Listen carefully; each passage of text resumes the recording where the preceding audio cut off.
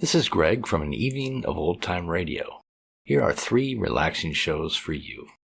Our first one is from Lux Radio Theater, that great anthology drama show that ran from 1934 to 1955 for 927 episodes, adapting famous plays and later films into hour-long radio dramas. This is The Shop Around the Corner, starring Don Amici and Claudette Colbert, based on the 1940 film of the same name, although the film starred James Stewart and Margaret Sullivan. A great romantic comedy story, the radio version really does a great job of recreating the magic of the movie. It was broadcast on June 23, 1941. Next, an episode of Biography and Sound, that popular documentary show that featured famous people each week between 1954 and 1958, telling their stories through interviews with the people who knew them best. This is the biography of Grantland Rice, the pioneering American sports writer and poet, broadcast on April 9, 1957. Whether you're a sports fan or not, this is a fascinating look at the man who coined the phrase, "It's not important who won or lost, but how you played the game." And then our third and final show for you, an episode from Talkback, a talk/advice show that ran from 1950 to 51, hosted by Happy Felton. In this broadcast from December 21, 1950, Happy discusses the subject of lending money to friends and family and all the problems that arise from doing so. I hope these shows serve as a relaxing background for you to sleep to. Settle back, close your eyes, and relax. Lux presents Hollywood. The Lux Radio Theater brings you Claudette Colbert and Don Amici in The Shop Around the Corner. Ladies and gentlemen, your producer, Mr. Cecil B. DeMille.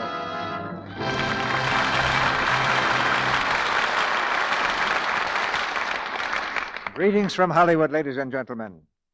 In the summer, your producer's fancy lightly turns to thoughts of Don Amici and Claudette Colbert. Summer arrived officially day before yesterday at 11:34 a.m., so we've got Claudette and Don right here tonight. Since they were also right here last year about this time, I suggest we consider them a sign of the season, like the ball game on the corner lot or the first picnic. You'll hear these 2 stars in The Shop Around the Corner, adapted from the Metro-Goldwyn-Mayer picture success. The play has an air of goodwill to it, a gay mood of laughter and romance that few motion pictures have matched. It's a story of a little group of people who work together in a certain little shop around the corner, a kind of world in itself, where there's a share of good and bad luck for everyone. Usually, of course, the shop around any corner is where you get Lux Flakes. But we had a letter the other day from a woman who didn't take any chances on finding it that close. She was going to Liberia, West Africa, so she prudently took some along. And it pretty nearly got her the reputation of being a witch doctor. A few weeks ago, she writes, I decided to have a bedspread washed, so I took it and a box of Lux to the native washman. When he saw me put the Lux Flakes in the water and just swish them around, you should have seen his face. Then I put a few flakes on his hand and then a little water and told him to rub his hands. He did, and when the suds appeared, he thought it was white man's magic. That's a good thing to know if you ever go to West Africa. But you'll find the magic of Lux Flakes just as useful right here at home. And now the magic of radio brings you The Shop Around the Corner, starring Claudette Colbert as Karen and Don Amici as Martin, with Felix Bressart as Peters. And here's the curtain for the first act.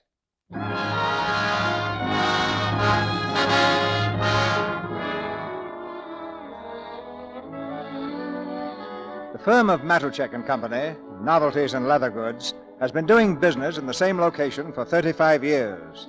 It's not a large store, nor is it small. Its merchandise is not cheap, nor is it expensive.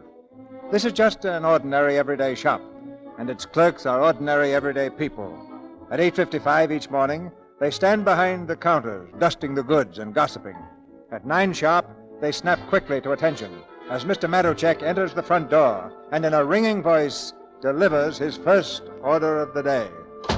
Joey! Yes, Mr. Matichak. Joey, run across the street and get me some bicarbonated soda. Yes, Mr. Matichak. Good morning, Lily. Good morning, Mr. Matichak. Good morning, Miss Baker. Good morning, Mr. Matichak. Good morning, Mr. Peters. Good morning, Mr. Matichak. Good morning, Mr. Harvey. Oh, good morning, Mr. Matichak. Good morning, Mr. Martin. Morning, sir. Mr. Martin, I'd like to see you in a few minutes on a very important matter. Yes, sir. Anytime you say.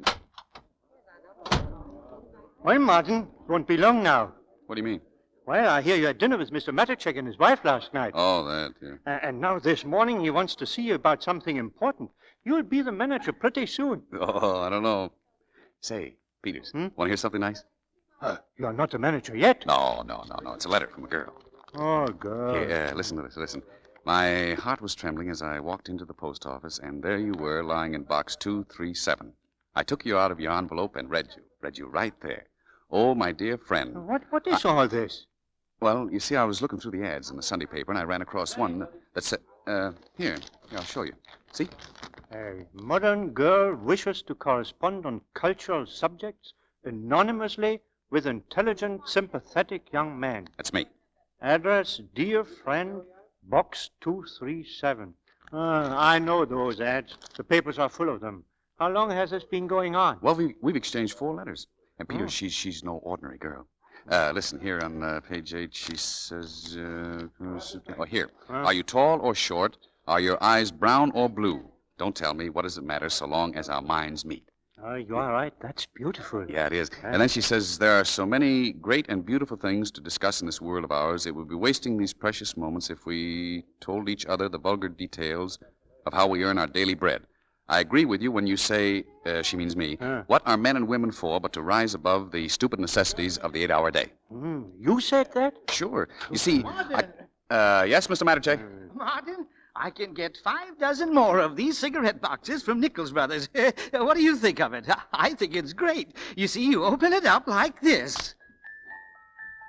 No, Mr. Matichak, that's not for us. You haven't even listened to it. It plays O Chichonia. Well, even if it played Beethoven's Ninth Symphony, I'd still say no. I don't like the whole idea. It's wonderful how quickly you can make up your mind. I've been in this business for 35 years, and it took me a whole hour to decide that I like it.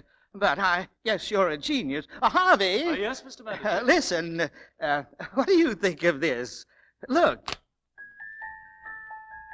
Now, I want your honest opinion. Don't let me influence you. Hear that? That's a very popular classic. Well, Miss Baker? I think people who smoke cigarettes and who love to hear O Chichornia will like it. Harvey, what do you think? I'd even go further. I think it'll make music lovers out of cigarette smokers and cigarette smokers out of music lovers. I think it's sensational. Well, Mr. Martin? I still think it's terrible. Give me one reason. All right. Let's say a man smokes 20 cigarettes a day. So he opens the box 20 times, and 20 times he has to listen to O Chichornia. And besides that, it's imitation leather and cheap glue. In 2 weeks, the whole thing will come apart, and all you have left is O Chichornia. I know it. I know it's an imitation leather. You don't have to tell me. You just sell things and let me do the buying. Excuse me, Mr. Matichak. Nichols Brothers are on the phone. I'll take it here. Yes, sir. Hello, Nichols? This is Matichak. Cancel the rest of those cigarette boxes. They're terrible.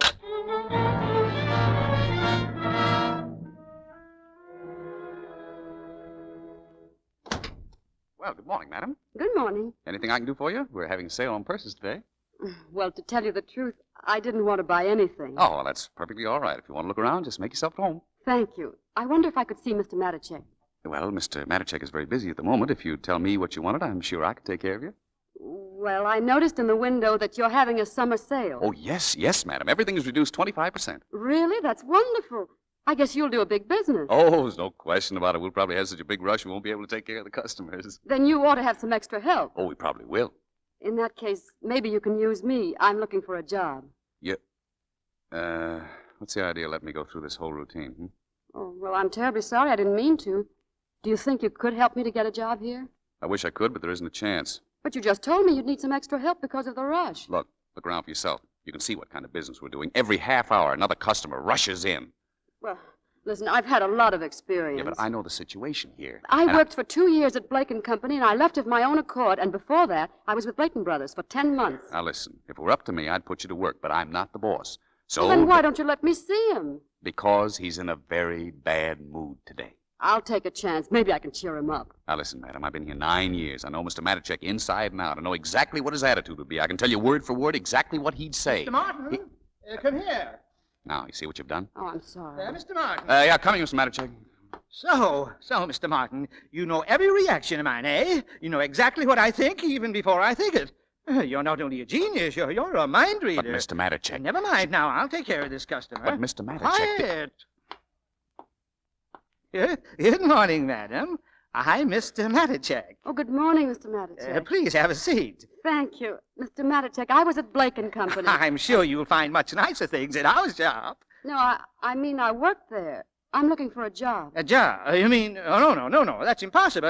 It's out of the question. Good, eh? Oh, but Mr. Matichek. I have no time. I'm very busy. Mr. Matichek, please, I've got to have a job. And I'm good. I know merchandise. Really, I do. Please just give me a chance. Oh, so you know merchandise. Let me ask you something. Would you buy a box like this? Well, I couldn't buy anything at the moment. No. I just wanted your opinion, your honest opinion. Do you like it? Oh, yes, I do. It's marvelous. Why? I think it's romantic. Romantic? What's romantic about it? Huh? Well, cigarettes and music? I don't know. It makes me think of moonlight and cigarettes and music. There, Martin. There's the woman's point of view. But, Mr. Matichek, she would How much say... are you selling it for? Well, I'd say $4.25. That's a bargain. That's a real bargain. Oh, that's a candy box, isn't it? No, madam. It's Yes, madam. Yes, madam. That's a candy box. And I would say a very unusual one. Yes, I like it. How much is it? Watch, madam. It has a very distinctive feature. Well, You see? is that coming out of this? Yes, madam, yes. It's O Chichonia, a very popular classic. Oh, no, that'll never do. Where do people get ideas like that? Can you imagine? Every time you take a piece of candy, you have to listen to that song. Oh, no. Oh, no, madam, wait, please. I know just what you mean, madam. And yet, you see, some of our customers like it for the very thing you object to. Now, there's no denying we all have a weakness for candy. And when I say weakness, I don't mean to say anything against candy. I only mean we're inclined to overdo it a little. That's true, I suppose. Now, for instance, madam, have you any idea how many pieces of candy you eat a day? Well, no, I never gave it a thought. But I am taking on weight. That's just it. We pick up a piece of candy absent-mindedly, and then we take another piece. And before we realize it, we've gained a pound or two. Don't I know it? Now, you see, this little box makes you candy conscious. That's what Matichek & Company designed it for. Every time you open it, this little song is a message to you, see? Too much candy, now be careful. Well, how much is it? $5.50 reduced from $6.95. It's a real bargain. I'll take it. You can wrap it up while I look at these purses. Well, Mr. Matichek? What's your name, young lady? Smith, Karen Smith. Miss Smith, you may report for work tomorrow morning. Oh, thank you. Mr. Martin here will show you the ropes. Yes, of course. Or perhaps you can show him. Help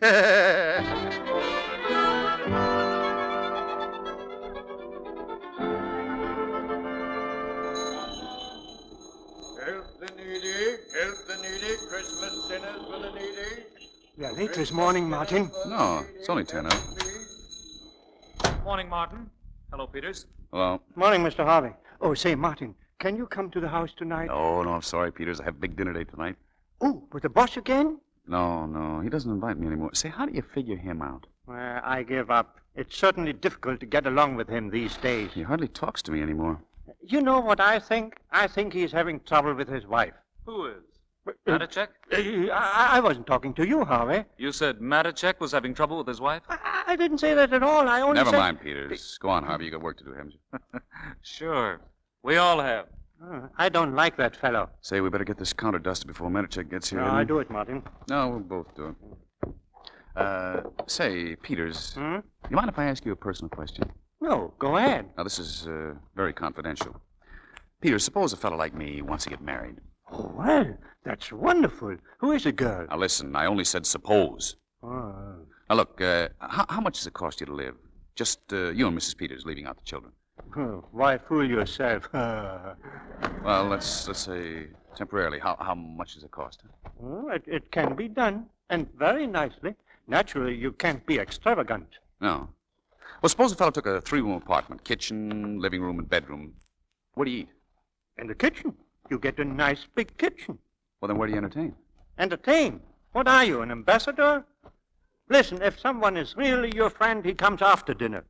Good morning. Well, good morning, Miss Smith. Morning. Morning. Oh, Miss Smith. Yes, Mr. Martin? I noticed you wore a yellow blouse with light green dots yesterday. As usual, you're mistaken, Mr. Martin. It was a green blouse with light yellow dots, and everybody else thought it was very becoming. Now, listen. And I don't remember that I ever remarked about your neckties. And believe me, Mr. Martin, if you think I couldn't say anything about them, just ask Mr. Harvey. So please leave my blouse alone. It's none of your business. I'm sorry, but Mr. Matichek seems to think it is my business. Oh, yes, that's right. I'm working under you. Well, from now on, Mr. Martin, I'll telephone you every morning and describe just what I'm going to wear. And before I select my next season's wardrobe, my dressmaker will submit samples to you. Oh, imagine you dictating what I should wear. Now, you get this straight. I don't care what you wear. If you want to look like a pony in a circus, all right. But I have troubles of my own without your blouse coming between Mr. Matichek and me. Look, I sold as much goods yesterday as anybody in the place. $95 isn't bad for a rainy Friday 3 weeks before Christmas. Did you tell that to Mr. Matichek? I did. And what did he say? He said tell her not to come in that blouse anymore. Tell him I won't. I will. What was I just saying, Peters? About your girl. Who is she, Martin? Oh, yeah. Remember that girl I was corresponding with? Oh, yes, about the cultural subjects. After a while, we came to the subject of love. Naturally, on a very cultural level. What else can you do in a letter? Peter, she's the most marvelous girl in the world. Is she pretty?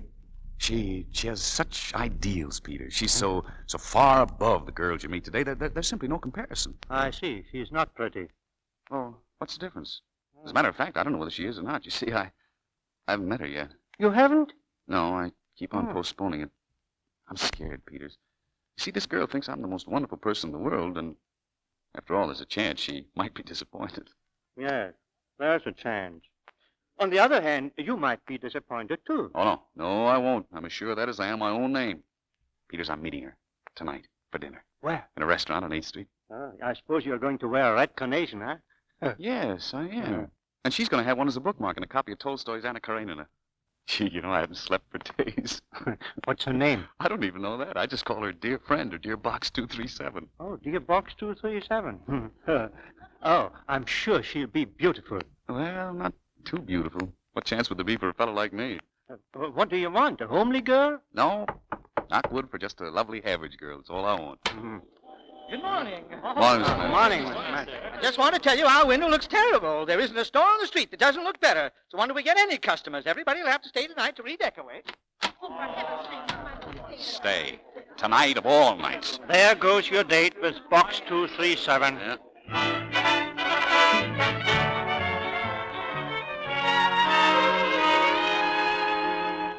Hand me those belts, Joey, will you? Belong up here on the shelf. Okay.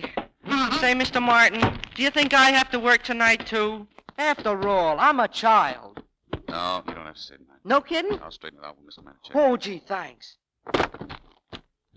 May I help you, Mr. Martin? No, thank you, Miss Smith. There's no trouble at all. I'd like to. Yesterday, I put all the imported bags on the shelf over there. Mm-hmm. Is that the way you wanted it, Mr. Martin? Yeah. Oh, I'm so glad you like it. If there's anything wrong, I'd appreciate it if you'd tell me. Since when are you so interested in my idea of what's right or wrong? Well, I like to please you, Mr. Martin. Now, after all, I'm working under you. You know, you don't have to keep harping on that. Oh, no, I don't mean it that way at all. Regardless of what I think of you personally, I believe that anybody who works with you and doesn't get a great deal out of it is just dumb. Just what do you mean, what you think of me personally? Well, since you ask, I'd say no matter what can be said against you, I think you're a gentleman. Well, I try to be. Mr. Martin, you don't realize what that means to a working girl. Oh, what a girl has to go through in some shops. Well, for instance, when I worked at Booton Brothers and Sons, well, the sons were all right, but the brothers, oh. And that's why I like it here. You see, when you say, Miss Smith, let's go in the stock room and put some belts on the shelf, you really want to put some belts on the shelf. And that's my idea of a gentleman. Well, I just don't believe in mixing belts with pleasure. You know, this is the first time you've shown a little sense. Maybe there's hope for you after all. Oh, thank you, Mr. Martin. Oh, I almost forgot. Would it be possible, Mr. Martin, do you think you could spare me tonight? Then maybe Mr. Matichek would let me off. Oh, so that's why I'm a gentleman. That's why you learned so much from me all of a sudden. I'm sure I don't know what you mean. You just want to get off early, huh? I have to, Mr. Well, you're Martin. out of luck. What a cheap trick that was, and I nearly fell for it, too. Mr. Martin, I have to get off tonight. It's terribly important. For 6 months, you've done everything you could to antagonize me, and now you have the nerve to come Well, in you here. haven't been very nice to me. No matter what I do, it's wrong. If I wrap a package, it's not the right way. If I make a suggestion, and some of them are very good, you don't even listen. Everything has to be done exactly your way, and even then you don't like it. When I came into this place, I was full of life and enthusiasm, and, well, now I'm nothing. You've taken all my personality away. But let me tell you something. Any day now, I may be in a position where I won't have to work anymore. And, Mr. Martin, I'll really tell you then what I think of you. Mr. Martin, I don't like you. Karen, what's the matter? Oh, he won't let me off. And I've got to get away early tonight. I've just got to. I have a date. It's the most important thing that ever happened to me in all my life. I know. The boy you told me about. What was his name? That's what makes it so awful. I don't even know his name. I just call him Box 237.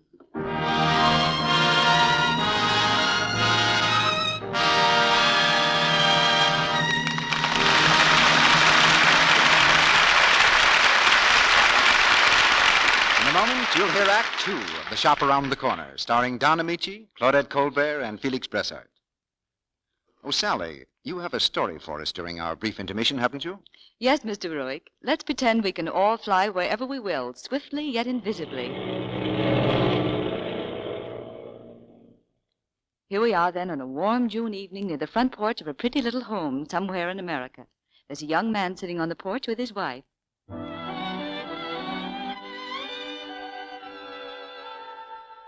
Gosh, you look swell tonight, Joni. And me, an old married woman. This dress, isn't it the one you wore that evening when...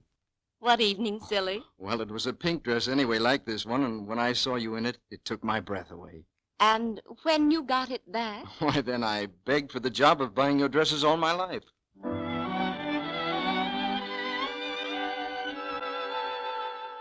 How often a charming dress plays its part in romance. That's something every woman knows, isn't it? And now that we have wonderful new Quick Lux Flakes, it's so easy to keep dresses dainty and lovely looking so that you always seem appealing. New Quick Lux, you know, is safe care for every color or fabric that's safe in water alone. The gentle Lux suds swiftly float away soil, perspiration, leave your pretty dresses fresh and charming. That's something that almost every woman knows, too, Libby. Of course it is, because twice as many women use new Quick Lux Flakes for nice dresses as use any other flakes, chips, or beads. And here's a hint about warm weather. Be sure to Lux dresses often, for even a hint of perspiration can drive romance away. Thank you, Libby. Now, our producer, Mr. DeMille. Act 2 of The Shop Around the Corner, starring Don Amici as Martin and Claudette Colbert as Karen, with Felix Bressart as Peters. It's later the same day. Mr. Matuchek's temperature has risen with each passing hour, for 6 of his employees have asked for the evening off. Now Martin is the unlucky 7th, and Mr. Matuchek hits the boiling point. Do you mean that you want the evening off too, Martin? Well, yes, Mr. Matichek. What is this? Does everybody want to leave? Once a year, I asked you to stay here. Well, I'm sorry, Mr. Matichek. If I'd only known yesterday, I could have... see. You want a special invitation. Next time, I'll send you an engraved announcement. Mr. Matichek, this is the first time in years that I've asked a favor. I think you're being unjust. I'm being unjust. Once a year, I ask 7 ladies and gentlemen. 7, mind you, when next door, a shop twice as big as mine employs only 4. And, good afternoon, madam. Is there anything I can show you? Have you traveling bags for men? Oh, with a zipper? Oh, yes, madam, yes. We have every type of traveling bag in the zipper. Thank you so much. I'm just doing a little window shopping for my husband. He'll be here tomorrow. I'd be delighted to serve your husband. Thank you. Good afternoon. 7 ladies and gentlemen, I ask 1 day in a year to be so kind as to redecorate a window, and you have the nerve, Mr. Martin, the oldest employee in the place, who should set an example. You spoke to me like this yesterday. What did I do? The whole week you've treated me like this without any reason at all. Without any reason? Maybe I have more reason than you think. Well, it's obvious that you're not satisfied with me. You can draw your own conclusion. In that case, there's only one thing to do. Maybe we'd better call it a day. Maybe we'd Better. Miss Baker will see that you get your check. Thank you. Mr. Matichek, there's someone on your private phone. I'll take it in my office. Hello? Mr. Matichek? Yes? This is the Kane Detective Agency. We have that information about your wife. Oh, well, don't tell me on the phone. Come over to my shop, please. What time, Mr. Matichek? Come now, please. I'll be waiting. Mr. Peters. Yes, Mr. Matichek? Tell everyone they may go home. We'll do the windows tomorrow.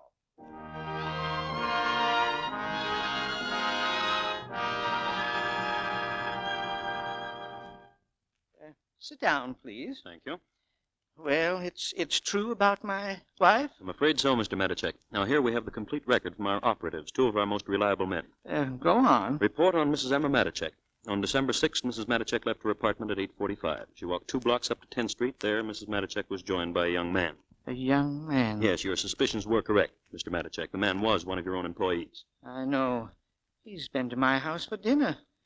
He's been working for me almost 10 years. 10 years? That's funny. Our report says only 4. Martin has been here 10 years in January. Martin? But the young man your wife met is named Harvey. What's that? Francis W. Harvey, 464 Hill Street. Oh, then I see. Let me have that report, please. Yes, sir. 22 years we've been married. 22 years I was proud of my wife. Well, she didn't want to grow old with me. If you send me your bill, I'll take care of it immediately. Yes, Mr. Matichek. Good night. Good night.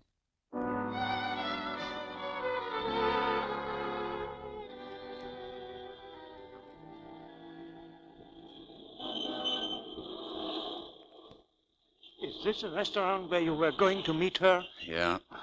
Go ahead, Peters. Go on in. Why don't you go in? I really think you should keep your date. No, I haven't got the heart.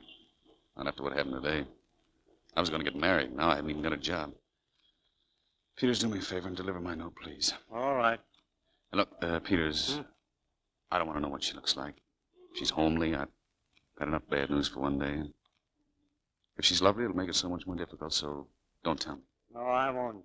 Now, what's the name of that book again? Anna Karenina, and a red carnation is a bookmark. Wait. Maybe I'd better look in the window first. You stand over that way, out of sight. Well, see her? No, not yet. Oh, say, there's a beautiful girl. Really? Very beautiful. But no book. Oh. Oh, there's another girl. Oh, wait a minute. I think I see the book. Right here under the window. Yes, Anna Karenina by Tolstoy. And the carnation. Go on, go on. I can't see her face. She's sitting behind that rack. Wait, there's a cup of coffee on the table. She's taking a piece of cake. Martin, she's dunking. Well, why shouldn't she? All right. She's leaning forward now. Martin, she... Oh. Can you see her? Yes, I see her. Is she pretty? Very pretty. Oh, she is. Yes. Yeah. I'd say she looks... She has a little of the coloring of Karen. Karen? You mean Karen Smith, Miss Smith in the store? Now, Martin, you'll have to admit that Karen is a good-looking girl. And personally, I've always found her a very likable girl. Oh, this is a fine time to be talking about Miss Smith. Well, if you don't like Miss Smith, I can tell you right now you're not going to like this girl either. Well, why? Because it is Miss Smith. No. It can't be. No, Peters. Well, look for yourself. Miss Smith? What? This is horrible. Give me that note. What are you going to do? Let that poor girl wait in there? Well, why shouldn't Miss Smith wait? For 6 months she's fought with me every day. But still, she wrote those letters. Oh, well, that's my misfortune. Well, I'm going back to the shop. I've got some things to do. Goodbye, Mom. Yeah, goodbye, Peters. Excuse me, miss. Can I take this chair? Oh, no, don't, please. I'm expecting somebody, waiter. He'll be here any minute. Okay. Red carnation, huh? Yes. A few nights ago, we had a case with roses. Turned out very nice. Very nice. But once, about 3 months ago, we had a sad case with gardenias. She waited all night and nobody came. Oh, really? She must have felt terrible. Well, that's life, you know. You have to expect things like that. Yes, of course you... Waiter, isn't your clock a little fast? My watch says only 8:27. Oh, listen, you got nothing to worry about. A pretty girl like you, if he doesn't come, I'll put on a carnation myself. Hello, Miss Smith. Oh, good evening, Mr. Martin. What a coincidence. I had an appointment here. You, haven't seen Mr. Peters by any chance, have you? No, I haven't. Well, guess I'll wait. Do you mind if I sit down? Oh, yes, I do mind. Well, what's the matter? Oh, please, Mr. Martin, will you go to some other table? I have an appointment, too. Oh, really? Well, who are you meeting? Now, please don't be sarcastic. I realize you've had a bad day, Mr. Martin, and you probably feel very bitter. Bitter? About leaving Mattercheck and Company? Listen, I could have another job like that. Oh, well, in that case, there's no use wasting sympathy on you. Good night, Mr. Martin. Listen, you don't have to feel sorry for me. Mr. Martin, I said good night. Please. Well, what are you so nervous about? I'm not nervous. Do I look nervous? I should say you do. Well, I'm not. You, just knocked over the water. Well, it's just an accident. Yeah, I'll mop it up for you. Mr. Martin, It's will no you please... trouble at all. There, it's better. Oh, I see you're reading Tolstoy's Anna Karenina, huh? Yes. Anything against it? Oh, no. I never expected to meet you in a cafe with Tolstoy. I didn't know you went in for high literature. There are a lot of things you don't know about me, Mr. Martin. Yes? Well, there are a lot of things you don't know about me, Miss Smith. You know, people seldom go to the trouble of scratching the surface of things to find out the inward truth. Mr. Martin, I wouldn't care to scratch your surface. Because I know exactly what I'd find. A handbag instead of a heart, a suitcase instead of a soul, and instead of an intellect, a cigarette lighter that doesn't work. Oh, that's very well put. Comparing my intellect with a cigarette lighter that doesn't work is such an interesting mixture of poetry and meanness. Meanness? Oh, now, don't misunderstand me, Miss Smith. I was just on the verge of paying you a compliment. Oh, please, Mr. Martin, I told you I was expecting somebody. Well, that's all right. As soon as he comes, I'll leave. Look, Mr. Martin, I'd better warn you. This person is jealous. Oh. Very jealous. Yes. And if you insist on staying here, I will not be responsible for anything that may happen. I hope you understand what I mean. Sure. Listen, just in case your party doesn't show up, would well, if he should stand you up or something. Oh, don't worry about that. This party will show up. Well, so he came, huh? Will you have a menu, sir? Oh, no. I told her not to worry. Pretty girl like her. Waiter, this is not the gentleman I was expecting. Oh. No? No. And I don't want him sitting here at all. Will you please ask him to take some other table? What's the idea, mister? All right. Is that next table taken? No. Well, then I'll sit over here. Cup of coffee, please. I'm sorry, miss. Oh, it's all right. Just as long as he doesn't sit at my table. And I'll keep an eye out for that carnation. Thanks. Tell me, have you read Zola's Madame Bovary?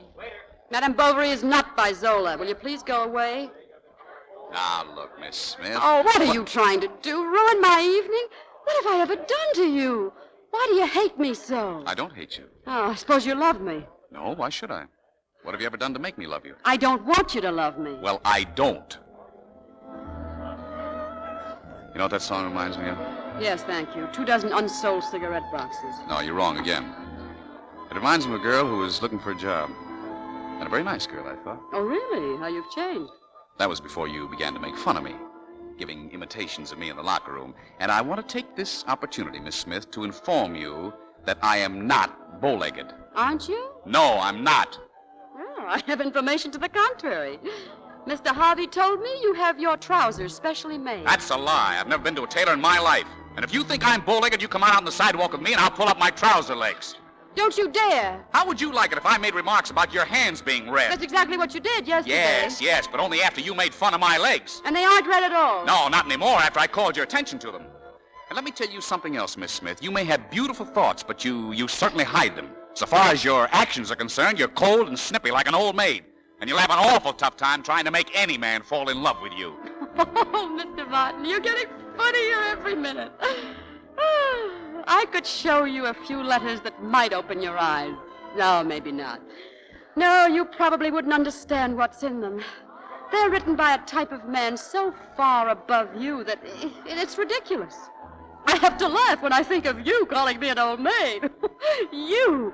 Why, you little insignificant clerk. All right, that does it. Goodbye, Anna Karenina. Goodbye. Martin, wait, Martin, Matt! Peters, what's the matter? What's wrong? I just went to the shop. They took Mr. Matuszek away in the ambulance. What? He tried to commit suicide.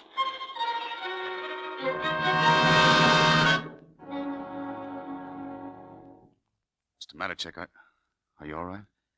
I think I will be. Sit down, Martin. And I want to thank you for coming. Oh, no, As soon as I heard, Martin, do you remember when you were at my house for dinner the last time? I told you if things go well, I might take it easier. And maybe by Christmas make you manager of the shop.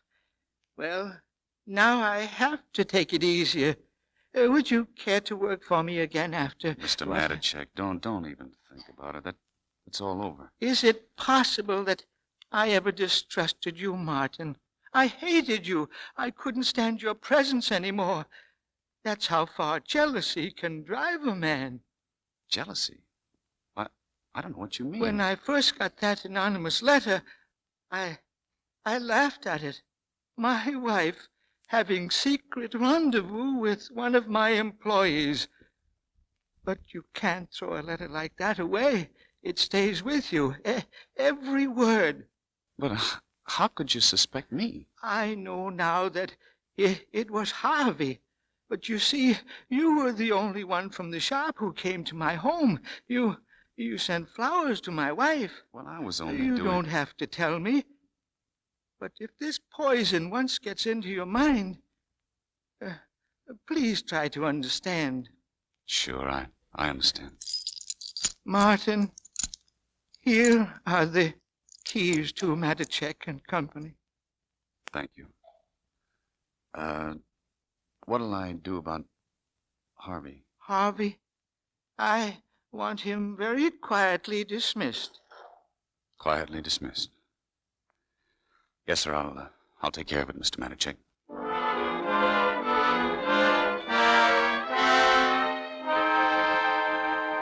What do you mean I'm fired? You hear me? Get out! Don't push! Don't push! Go on, beat it! What right have you got to fire me anyway? Does Mr. Matuszek know about this? Mr. Matuszek has nothing to do with it. I'm the manager and you don't work here anymore. Oh, so you're the manager. How do I know you're the manager? Prove it. Show it to me in black and white. Oh, you want it in black and white, do you? Well, you're going to get it in black and blue. Oh, yeah? Well, how do you like this? Murder you! I'll show you. Mr. Harvey! Stop! Oh, they're killing each other. What's going on? Martin, you have knocked him out.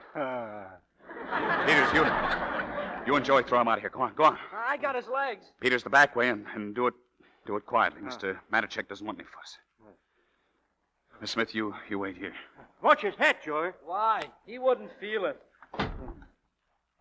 Well, Miss Smith, I suppose you're kind of surprised to see me back, huh? Well, naturally, I'm glad you have your job again. Congratulations. Miss Baker tells me you weren't feeling well this morning. No, that's all right, thank you. You look worn out. Anything go wrong last night? I tell you, I'm all right. Where's Mr. Matuszek? I want to see him. Well, he's right here. I'm Mr. Matuszek. Oh, Mr. Martin, don't make any jokes. Not today. And if you have to pick on me, make it some other time. I want to talk to Mr. Matuszek. Would it really be so terrible if I were the boss and you had to talk to me? Will you please stop it? My nerves are at the breaking point. Miss Smith, I'm simply trying to tell you that... Haven't you any heart at all? Can't you see I'm sick? I can hardly see straight. The room, everything's turning around. And in this state of mind, I ask you a simple question, and instead of having any consideration for me, you deliberately try to frighten me. Now stop it. Martin, I didn't have any chance to say it before. Congratulations. For what, Mr. Peters? Well, don't you know? Martin's the manager. The manager? Oh. Miss Smith. She fainted. Peters, get some water. Quick. Water. Hurry it up. Karen, are you all right? Oh, darling, look at me. Karen, darling. Oh, you poor kid. Karen. Oh, what happened? Why, nothing much, Miss Smith. You just fainted. We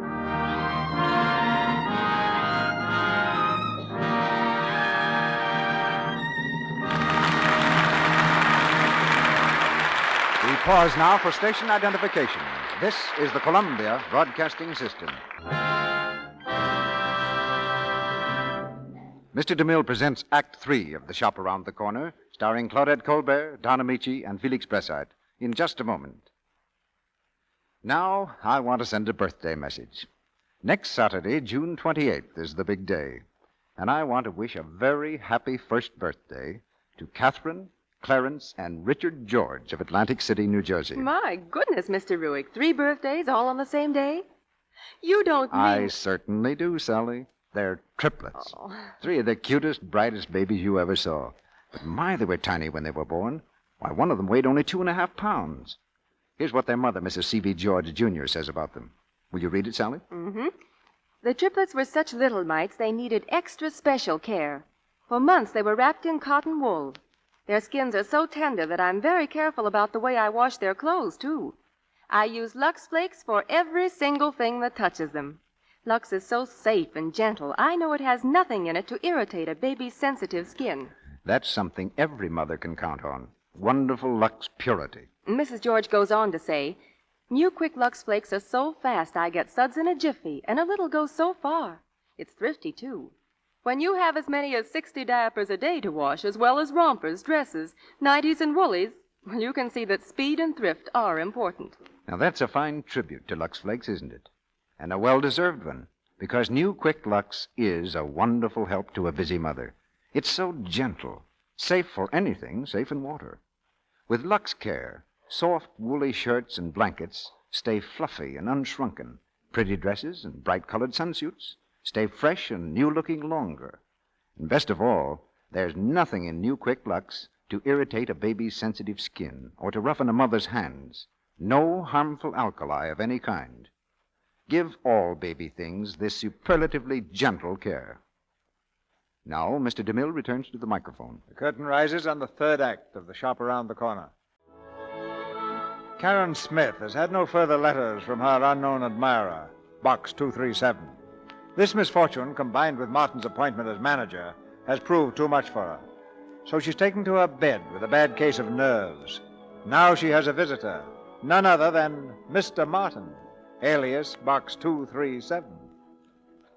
Good evening, Miss Smith. Good evening. I hope you'll forgive the intrusion. How are you? I'm all right. You know, Christmas is coming soon, and we'll all miss a good worker like you, so you better get well. You see, I feel sort of responsible for this whole thing. You? Oh, no, it wasn't your fault at all. No, there's a much bigger reason, unfortunately. Miss Smith, don't you think you ought to call a doctor? No, I don't need a doctor. My trouble is purely psychological. But it's my personal problem, and I'll come out of it. Well, I'm sorry. It's really a shame you have to go through all this. But as long as it's only psychological... Only psychological? Mr. Martin? Oh, really? It's true we're in the same room, but we are not in the same planet. Miss Smith, I must admire your way of expressing yourself. You certainly know how to put a man in his planet. Karen, dear. Yes, Grandma? Look, darling, I sent down to the post office. Oh, Grandma, tell me, was there a letter? Here, darling. It's a fat one, too. Oh, Mr. Martin, it was kind of you to drop in, but I don't want to spoil your evening. Oh, no, I have lots of time. Go ahead and read your letter. If you don't mind. Certainly not. Oh, I forgot to take care of the messenger boy. Will you excuse me, Mr. Martin? Certainly. Oh. Good news? Oh, very good news. Mr. Martin, I'm sure I'll be back to the shop tomorrow, and I can promise you I'll sell more goods than I ever sold before. Well, that's fine. My, it's amazing what one little letter can do. You know, if I weren't feeling so wonderful right now, I'd be pretty sore at you. At me? Why? You really spoiled my date last night. You see, this gentleman came to the cafe, looked into the window, saw us together, and he misunderstood. You mean he thought you and I were friends? He must have. Listen to this. Tell me and be frank. Who was that very attractive young man?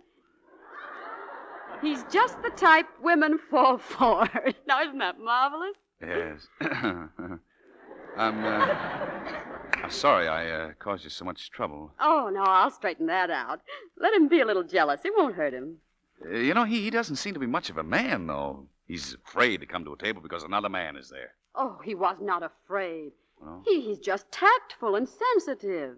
Oh. He's not the kind of man who would sit at a table uninvited. No. You see, it's difficult to explain a man like him to a man like you. Why, where you'd say black, he'd say white. Where you say ugly, he says beautiful. And where you'd say old maid, he says, wait here, listen. Eyes that sparkle with fire and mystery. Vivacious, fascinating. He says I make him think of gypsy music. Say, he's pretty smart. Oh, speaking of gypsy music, we're still having some difficulty selling those Ochichonia boxes, aren't we? Oh, that doesn't matter. Mr. Martin, consider one box definitely sold. I just got an inspiration. I'm going to give it to my friend for Christmas. Oh, no. No, don't do that. What? You're taking an awful chance.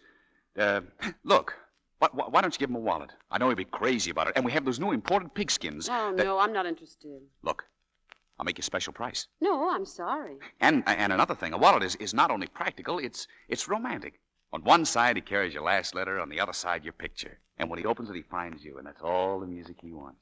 Well, Mr. Martin, you surprised me. That's very well expressed. Oh, yes, I must admit that's very nice. Well, thank you. No, just the same, he's going to get the cigarette box. Oh.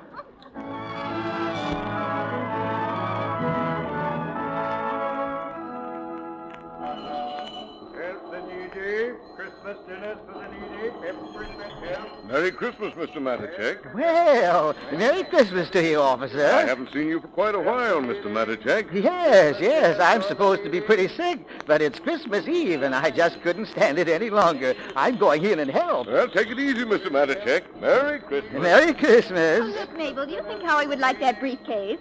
Oh, I don't know. Maybe. Pardon me. I can't see very well without my glasses. Can you tell me how much that briefcase is? $12.50. Only $12.50. Well, you certainly get exceptional values here. I wonder how Matacek and Company does it. Well, if you don't know Mr. Matacek, who should?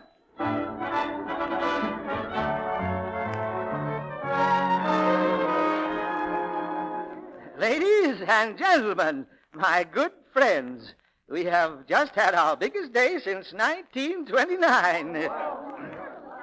You should be very proud. And I want to thank you from the bottom of my heart. When I was in the hospital, I read your little note over and over. I'm glad to know you missed me and hoped I would come back home again. You're right. This is my home. And only too seldom one realizes that the people he works with are his real friends. Well, there's no Christmas without a bonus, am I right? Miss Baker will pass out your checks, and then I want you all to go home and have a very, very Merry Christmas. Going home, Karen? No, I've still got to wrap this wallet. Do you like it, Mr. Peters? Oh, I think it's wonderful. Is this for that gentleman you told me about? Mm-hmm. I'm meeting him tonight for the first time. Isn't it exciting? Oh, yes, I think it might be. Well, Merry Christmas, Karen, and I hope everything turns out just as you wanted. Thank you. Merry Christmas, Mr. Peters. Merry Christmas, Martin. Merry Christmas to you, Peters. Well, Miss Smith, we're just about ready to close. Oh, I'm sorry. I'll be through here in a second. Oh, it's all right. There's no hurry. Oh, present for somebody? Mm-hmm. I followed your advice, after all. It's the wallet. Oh, fine. Oh, want to see something? Here, look at this. I bought it for a very special friend. Oh, a locket. Yeah, with stones in it. Right there, see? Oh, say, it's beautiful. I didn't know you had a girlfriend. Oh, no? No, I never even suspected. I guess you think it's pretty funny that a girl would like somebody like me. Oh, now, Mr. Martin, don't let's start all over again. It's Christmas, and I'd like to be friends with you. And besides, you're wrong. Do you mind if I tell you something? No, not at all. When I started to work here, something very strange happened to me. I got psychologically mixed up. Oh, you don't say. Mm-hmm.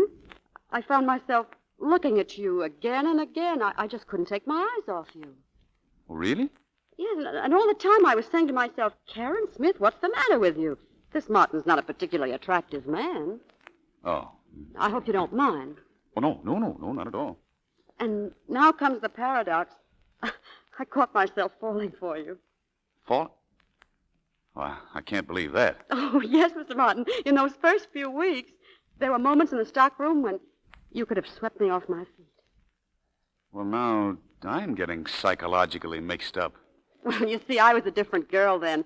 I was very naive. Well, that's all forgotten now. Now, you go to your girlfriend and... by the way, is it serious? Oh, yes, very. We might both be engaged Monday morning. Yes, I think we will. I don't want you to misunderstand. In my case, I say it just might happen. Well, as a matter of fact, I can tell you it will happen. How do you know? Well, I might as well tell you, I guess. He came to see me. Who? Your fiancé. What? He came last night. You shouldn't have told him who I am. I spent a very uncomfortable hour. You see, he didn't believe it when you wrote him I meant nothing to you. I don't understand. Coming to see you, it doesn't sound like him at all. Oh, well, don't worry about it. I straightened everything out. In a little while, you'll be Mrs. Popkin. Mrs. Popkin? Yes, that's his name, isn't it? That's what he told me. Huh? Oh, yes. Yes, Popkin, that's right. Popkin. Yes. Oh, he's a nice fellow. I congratulate you. Oh, thank you. I think he's a very attractive man, don't you? Yes, for his type, I would say yes. Would you really classify him as a definite type? Oh, yeah. Oh, absolutely. And don't you try to change him. Don't you dare put him on a diet. Oh. Yeah. Would you call him fat? No, I wouldn't. But, well, that's a matter of opinion. Personally, I think that little stomach of his gives him a nice, homey quality. And that's what you want in a husband, isn't it? Oh, yes, that's what I want. Yeah, I thought so. And you're right, too. If I were a girl and I had to choose between a young good-for-nothing with lots of hair and a fine, solid, mature citizen, I think I'd pick Matthias Popkin every time. But don't you think he has a fine mind? Oh, didn't he impress you as being very witty? Well, he struck me as somewhat depressed. But it's unfair to judge a man when he's out of a job. Out of a job? Well, he never told me. He never took... Well, that shows how sensitive he is. But you have nothing to worry about. At least he feels you both can live very nicely on your salary. Did you tell him how much I make? Well, he's your fiancé, and he asked me. And let me tell you something else. Mention that bonus didn't do you any harm either. Oh, I can't believe it. I never dreamed he was materialistic.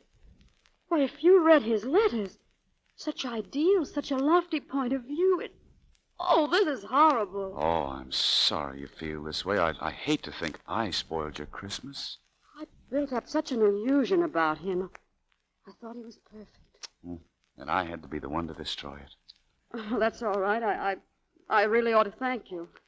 Karen, if I'd known in the beginning how you really felt about me, things would have been different. We wouldn't have been fighting all the time.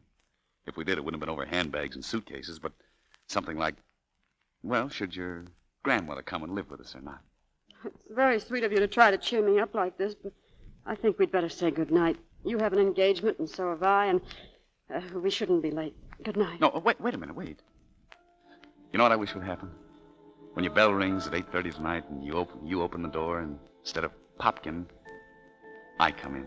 Oh, please, you're only making it more difficult. And I'd say to you, Karen, darling. Oh, please don't. Dearest, sweetheart Karen, I can't stand it any longer. Please get your key. Open box 237.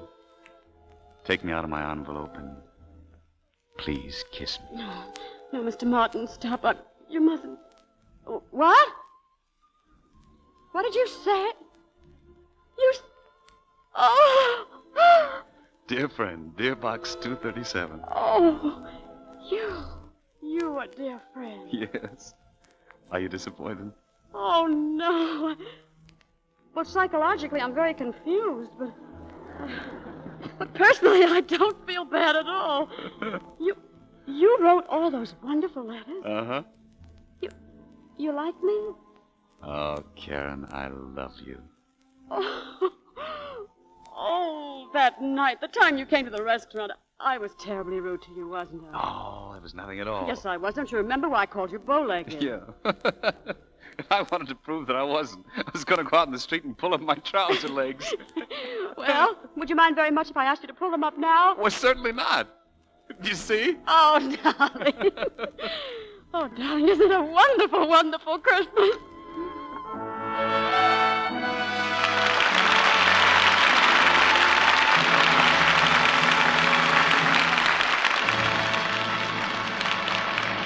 Mr. DeMille will tell us about next week's play in just a moment, and Don Amici and Claudette Colbert will return to the microphone for their curtain calls. And now, I want to tell you about The Strange Case of the Woman with One Red Hand. Sounds like the title of a mystery story, doesn't it? Well, it's really a true story. You see, not long ago, hundreds of women were going around with one hand harsh and red and ugly, the other hand smooth and lovely. The clue to this strange state of affairs was in a famous laboratory. Here is what happened. 2 dishpans were placed in front of each woman. In one of the dishpans were Lux suds, in the other, suds from a different soap. The women dipped one hand in each of the dishpans and kept on doing this for 20 minutes 3 times a day. The conditions were similar to home dishwashing. 5 popular soaps in all were tested. Well, at the end of the test, the Lux hands were still soft and smooth. But the others were so red and rough and chapped. As many of the women said, of course we knew Lux Flakes are gentle, but we had no idea how much kinder they are to hands. Now, if you've been using a harsh soap for dishes, simply change to gentle, new, quick Lux Flakes. See how much nicer your hands look, how they lose that embarrassing, unattractive dishpan look. The reason is simple. New Quick Lux has none of the harmful alkali that dries the natural oils of your skin. It's thrifty, too, and so fast. Yet New Quick Lux Flakes come in the same familiar package, cost you no more. Buy that generous big box tomorrow and start giving your hands gentle Lux care. And now, here's Mr. DeMille with our stars. You can't beat good acting for good entertainment. That's why we wanted Claudette Colbert and Don Amici tonight. They're back at the footlights now. Thank you, C.B. Give one of your best salutes, Claudette. You did learn to salute while you were in the Army, didn't you? Well, certainly, Don. I'll match my salute against any top sergeant in the Army. You know, C.B., Claudette was one of the gang from Hollywood that put on the show at the Army camps last week. Hollywood couldn't have had a more charming ambassador. What camps did you visit, Claudette? 2 camps just north of here, C.B. Camp Hunter Liggett and Fort Ord. How many did you have in the audience, Claudette? About 30,000 at Hunter Liggett and 20,000 at Fort Ord. Sounds as though Hollywood was a success with the Army, Claudette. And plans have been made to send entertainment to other camps, too. Well, C.B., I want to tell you, that whole trip was one of the biggest thrills I've ever had. I want to do it again soon and often as the Army wants us. Yeah, and every actor in Hollywood is ready to help, Claudette. What have you got planned for Lux Radio Theater next week, C.B.? There'll be big doings around here next week, Don.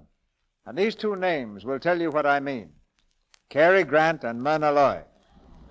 They'll star in the play I Love You Again, adapted from Metro-Goldwyn-Mayer's recent comedy hit. And we promise you that with Cary and Myrna teamed as husband and wife, the pace never lets down. We'll also have Frank McHugh. So if you love a gay comedy, don't miss I Love You Again. Oh, C.B., that sounds wonderful. I'll be in the audience. Good night. Goodbye, C.B. No, not goodbye. Not goodbye. We'll just say, till we meet again, to you two.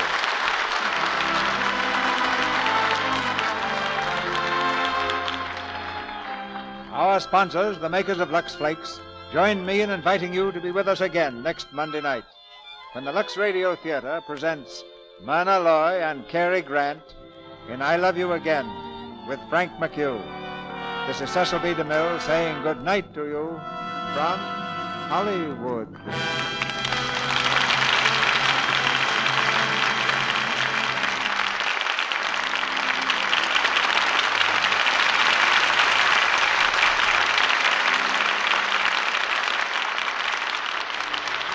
The United United Service Organizations, the huge civilian army behind our Army and Navy, are conducting a drive that should have the backing of every loyal American.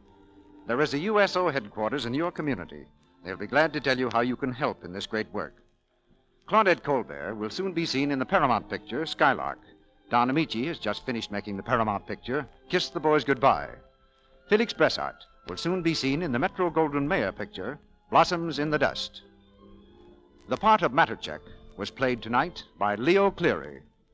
Also included in tonight's play were Fred Mackay as Harvey, Ann Tobin as Lily, Bea Benaderet as Miss Baker, Charles Peck as Joey, Verna Felton as Shopper, and Lou Merrill, Arthur Q. Bryan, Ferdinand Munier, Jesse Arnold, and Bruce Payne.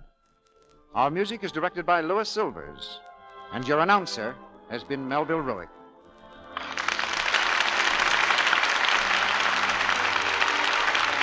This is the Columbia Broadcasting System.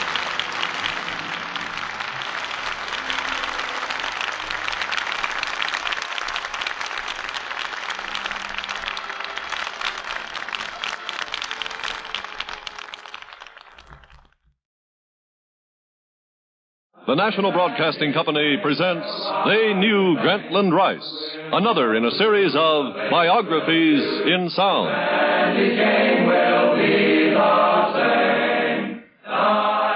Outlined against a blue-gray October sky, the four horsemen rode again. The ghost of Bella Woods defeats the Phantom of St. Paul.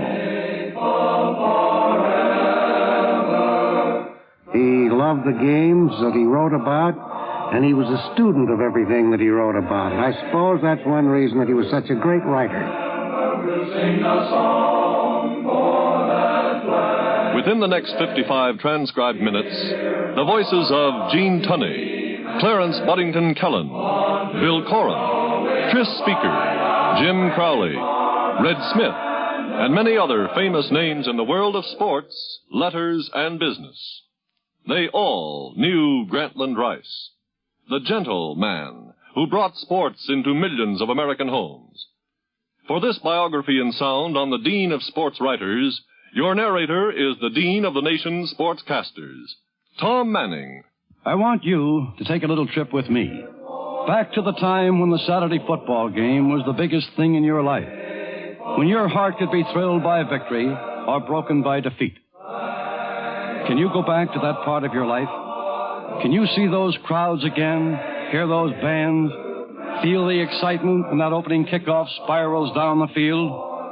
Oh, it's hard to go back, isn't it? Maybe it's too far behind you. Maybe you've had some hard going since those days. You lose that old college spirit in the school of hard knocks. But don't you really wish, sometimes, that you could recapture the spirit of your youth when deep down inside you there was real meaning to those words like fair play and team spirit and sportsmanship? This is the story of a man who lived by those words all his life. Henry Grantland Rice, 50 years, a sports reporter. Yet, when you think of Granny now, you think of him not as a writer, but as a wonderful, wonderful person. Fred Russell, sports editor of the Nashville Banner. He set a pattern and a tone that never will you be able to put the true value on. It's just immeasurable what he meant. It would be very difficult to put into words what the Grantland Rice tradition is. I guess if you reduced it to the simplest terms, it would just get down to the old golden rule. I think that's what Rice lived by, and his idea of an even break in anything was giving the other fellow just a little bit of an edge. In his younger days, he was called Grant, but I always called him Granny. Well, just how would you describe Granny Rice? It would take an artist's eye to do that, like that of famed cartoonist Rube Goldberg.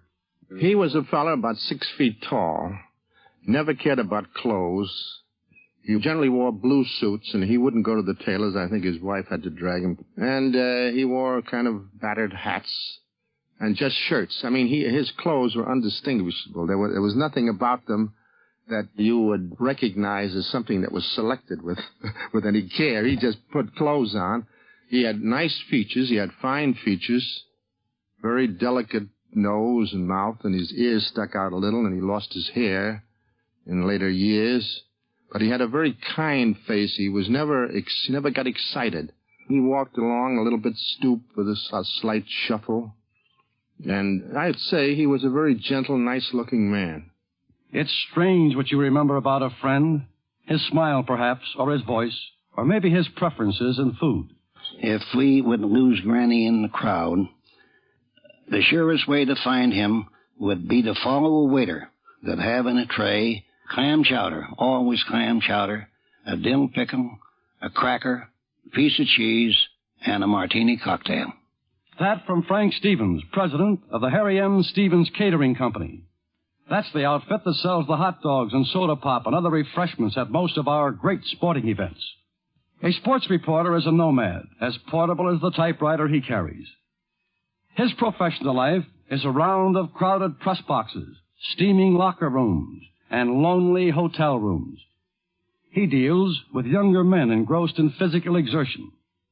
He lives with men who have seen too many games and have been away from home too much. Henry Grantland Rice never became cynical about the games and the people he covered. He always retained the small boy's wide-eyed wonderment and enthusiasm about athletics. He was a hero worshiper. But in his profession, Granny Rice made the greatest single contribution to sports writing. He gave it class. When Granny started out, sports reporting was regarded by most newspaper editors as a stepchild of journalism. How did Granny help change that attitude? A man of his character and ability couldn't help making a vast contribution to sports writing as a career. John Kieran, former sports columnist of the New York Times. And I think that two things happened through Grantland Rice. First was the impress of his own character, certainly influenced everybody who came in contact. And in the second place, the fine style of writing that he introduced to the sports page has been an influence on all sports writers since. He really put literature on the sports page. Herbert Bayard Swope, former editor of the New York World, worked with Granny during his early days. Rice and I worked alongside of each other, but Rice stayed a sports reporter. He stayed in the field of happiness. He'd rather not have a story than to have one that hurt somebody. And he didn't become maudlin in his praise. He was discriminating. His comments upon ball players were sound and searching. He was a man of great regularity. Whether he'd have a couple of beers 10 minutes before he began his assignment or the night before, he was always OTJ, as they used to say in the Navy when I was in it, which means on the job. And he was, in capital letters. He never failed to meet a deadline. Can any newspaper man be paid a higher compliment? Most other newspaper men claim that sports writers have the softest jobs in the world. Just show up at the ballpark, take a few notes on the game, pick up a press handout from the publicity man, bang out their story, and get home in time for supper. Maybe some do. But Granny didn't play it that way. He was such a student of all the things that he wrote about. Tris Speaker, the old gray eagle of the Cleveland Indians. He wanted to know why you did certain things. He wanted to know why you would move on certain batters. And then he felt that he could write very intelligently about those batters. He would ask Bobby Jones why he would stand ahead of a golf ball or back of it. He was a real good golfer. He had a 4 handicap and could shoot to it. He would go around that golf course with anybody at any time, including Bobby Jones. He was a student of the game that he wrote about. He was a student of the game that he played. And he wanted to know all the answers. Why do you do these things and what causes the ball to do certain things? The noted author, Clarence Buddington Kelland, traveled around with Granny for many years and observed him at work. One friendship that Granny and I had that was very valuable to both of us, and that was our lifelong friendship with Bobby Jones. For 20-odd years, I don't think there was an important golf tournament in the United States which Grant and Bobby and I didn't attend together. Bobby and I were lazy. We'd find a place on the golf course where we could see 3 or 4 holes, and we'd sit there and enjoy each other in the golf tournament. But not so Granty. He had his job to do, and no matter how tired his legs were, or how hot the day, or how disagreeable the weather, Granty would be out all day long following golfers all over the golf course. He had to see it with his own eyes and not have anybody tell him about it. In my life, I've known and been very fond of a great many newspapermen. A great many of them have been so good as to ask me to do their column for them at some time or other. But not Granty. No matter how tired Granty was, no matter what tough day we'd put in, no matter what happened, Granty would never let anybody lay a finger on his column. Nobody but Grantland Rice ever wrote a thing under the name of Grantland Rice. Granny Rice was born November 1st, 1880, in Murfreesboro, Tennessee, a state that produced such men as Andrew Jackson, Davy Crockett, and Sam Houston. He was named Henry Grantland after his grandfather, a cotton planter and Civil War hero who fought as a major in the Confederate Army. Granny's family sent him to military prep school when he was in his teens, and there he fell in love with football. Next stop, college. Vanderbilt University in Nashville, where Granny distinguished himself on the sports field and in the classroom. Professor Jim Robbins, now retired, recalls Granny's college days. Well, Grantland Rice, who had spent his boyhood around Nashville, entered Vanderbilt almost a decade after I blew in from Guntown, Mississippi. 1888 for me, 1897 for him. With a real affection for football, Grantland made a genuine attempt to play the game for Vanderbilt in his freshman year. In fact, he kept it up for 3 years and succeeded in winning a letter in his junior year. He finally concluded that he was physically unfit for the game, in which he had made no marked success. His top weight in his undergraduate years was 134. His string bean aspect seemed to fit him exactly for handling baseballs from the shortstop's position. In this last year, he was captain. His top game was against Tennessee in Knoxville. 15 assists, no errors, a home run, and a double. Vanderbilt won 4-3. We'll sing a song. He majored in Latin and Greek. He made 5 couple grades. Grantland had what I consider the tip-top philosophy. For when the one great scorer comes to mark against your name, he writes not that you won or lost, but how you played the game. In later years, he has said that he's been very frequently roasted and maybe toasted for a piece of verse that he wrote years ago. I'll stick with him just on general principles. The summer after graduation, young Rice barnstormed through Tennessee with a semi-pro baseball team. Then he got his first newspaper job, sports editor with the Nashville Daily News. He also covered the state capitol, the markets, and the customs house. Salary, $5 a week. Here, Granny first put to use his talent for poetry, turning out the first samples of his rhythmic newspaper copy. To really appreciate Grantland Rice, I think a person has to go back to the old newspaper files when he was writing here in Nashville back in 1906 and 1908, 1910, when he himself was the entire staff. Again, Fred Russell, sports editor of the Nashville Banner. It was nothing for him to bat out long poem, you would know that he had to do these poems within a very few minutes because he did everything else on the sports page. He wrote all the heads and edited all the copy and did the rewrites and still was able to come up with a very timely poem to fit almost any occasion. It was just a gift with him. He was one of the very first athletes to become a sports writer. And I really believe that his athletic background had a great influence on the nature of his writing and maybe the psychology.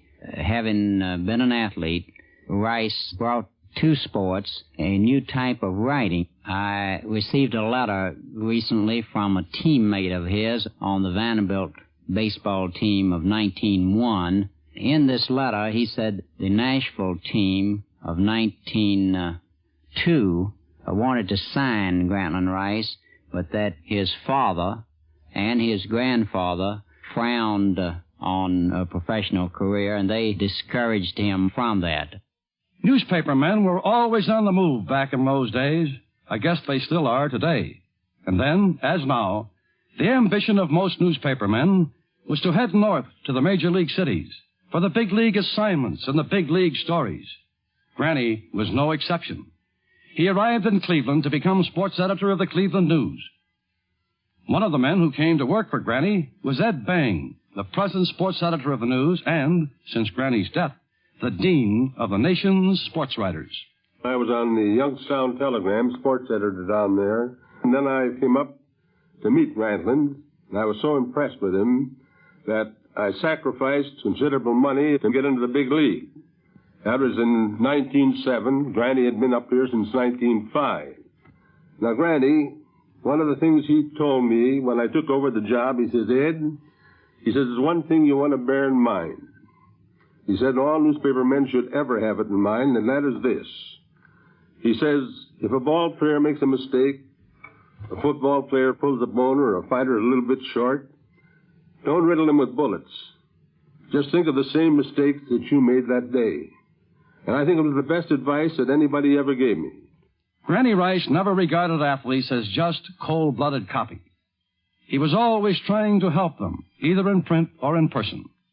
Johnny Kilbane, the Silver Fox of Cleveland and world featherweight champion of the world for over a decade, still recalls the advice Granny gave him nearly 50 years ago. I remember the first time I met him, I was boxing. Of course, I was just amateurs. We're getting $2.50, which was a lot of money. You remember those days. Granny called me aside, and we sat over in the corner. And he says, young man, he said, I want to tell you, you've got a lot of speed. You're a fine-looking fellow. He said, but you look kind of skinny, and those legs are awful spindly. You've got to keep going fast. I went to Rice. I said, I happen to be a sort of a dancer, a buck dancer. He said, well, that's wonderful. But let me tell you something. You have to have power, he said, Johnny. Without power, you can't exist. I said, well, what will I do? He said, well, power comes from the ball of your foot. And the next thing I want you to keep in mind is the boxing game is not for you to get in there and get hit. The first thing you should learn about boxing is make the other fellow miss.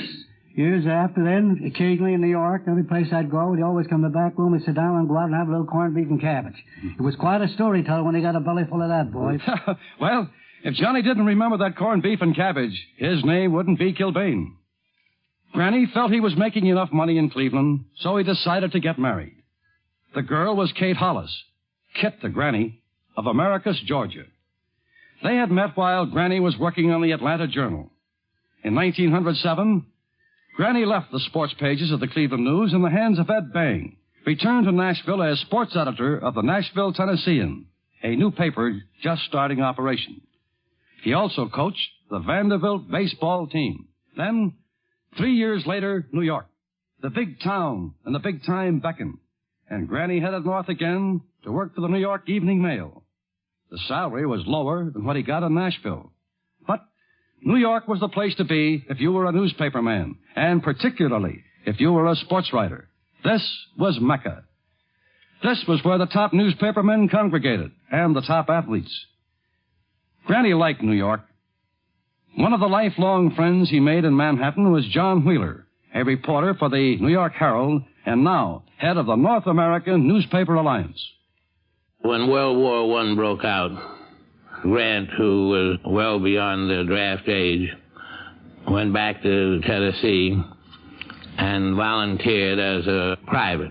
He was soon commissioned as an officer and went abroad following some fighting at the front. He was assigned to the Stars and Stripes, the military publication, as a combat correspondent. In this capacity, he was associated with Harold Ross, who later became editor of the New Yorker magazine, and Alexander Wolcott. Until his death, Harold Ross always addressed Rice as lieutenant, since he finished the war as a first lieutenant, and Grant always addressed Ross as Private Ross. While serving in France, Granny saw a young Marine named Gene Tunney punch his way to the light heavyweight championship of the AEF. They formed a friendship that continued through the 20s, the golden age of sports, and for years after. Yes, it was great to be a working sports reporter, to be in New York in the 20s. Everything was big. The stock market, the bootleggers, the skyscrapers were going up. Every game had its hero. Babe Ruth, Bobby Jones, Red Grange, Jack Dempsey, Gene Tunney. Granny Rice knew them all, wrote about them all. He helped build them into heroes with his typewriter. He was a hero worshiper, but he himself was worshipped by his own heroes. Like former heavyweight champion of the world, Gene Tunney. I boxed Tom Gibbons in New York on June 5th, 1925, in the Polo Grounds. Grantland covered the fight, and his lead was The Ghost of Bella Woods defeats the Phantom of St. Paul. Of course, the Ghost of Bella Woods was the Marines who died fighting in Bella Woods in that bloody battle. And Gibbons' boys were called Phantoms of St. Paul because they were so quick and elusive and yet so decisive in action. And remember the Four Horsemen of Notre Dame? Here's Don Miller of that great backfield. If it hadn't been for the fact that he tagged us as the Four Horsemen of Notre Dame, our backfield and our team would have been forgotten a year or two after that. And now it's 30 years since we played. And even today, we receive at least 50 invitations each year to appear at different football banquets throughout the country. It was not only that our lives in the sport world had been extended to the present time, but the fact that he named us the Four Horsemen was responsible for many of the business successes that the four of us have attained, because that name has really opened the doors in many directions for us. The other halfback was Jim Crowley. I met Grantland Rice in the fall of 1923 in October. That was the day that we played the Army in Brooklyn at Ebbets Field. Newt Rockney introduced all of us boys to him. And that was the day that he got the idea of calling us the Four Horsemen. Notre Dame had the ball, and we started an end sweep. Our backfield was chased out of bounds, and we were going very fast when we hit the sidelines, though, and we had to jump over the people on the bench, and all four of us jumped over Grantland Rice. So he turned to his friend, and with a pale look, he says, "They remind me of the Four Horsemen." But he didn't give us the name until the following year, another October game in 1924. And Granny was sitting high up in the press box this time at the Polo Grounds. And he wrote his opening lead. Outlined against a blue-gray October sky, the Four Horsemen rode again. In dramatic lore, they are known as death, pestilence, famine, and war. But these are only aliases. Their real names are Stuhldrayer, Crowley, Miller, and Layden. The name of the Four Horsemen is as great today as it was back in 1924. I feel that Granny Rice, naming us the Four Horsemen, has immortalized us in a football way.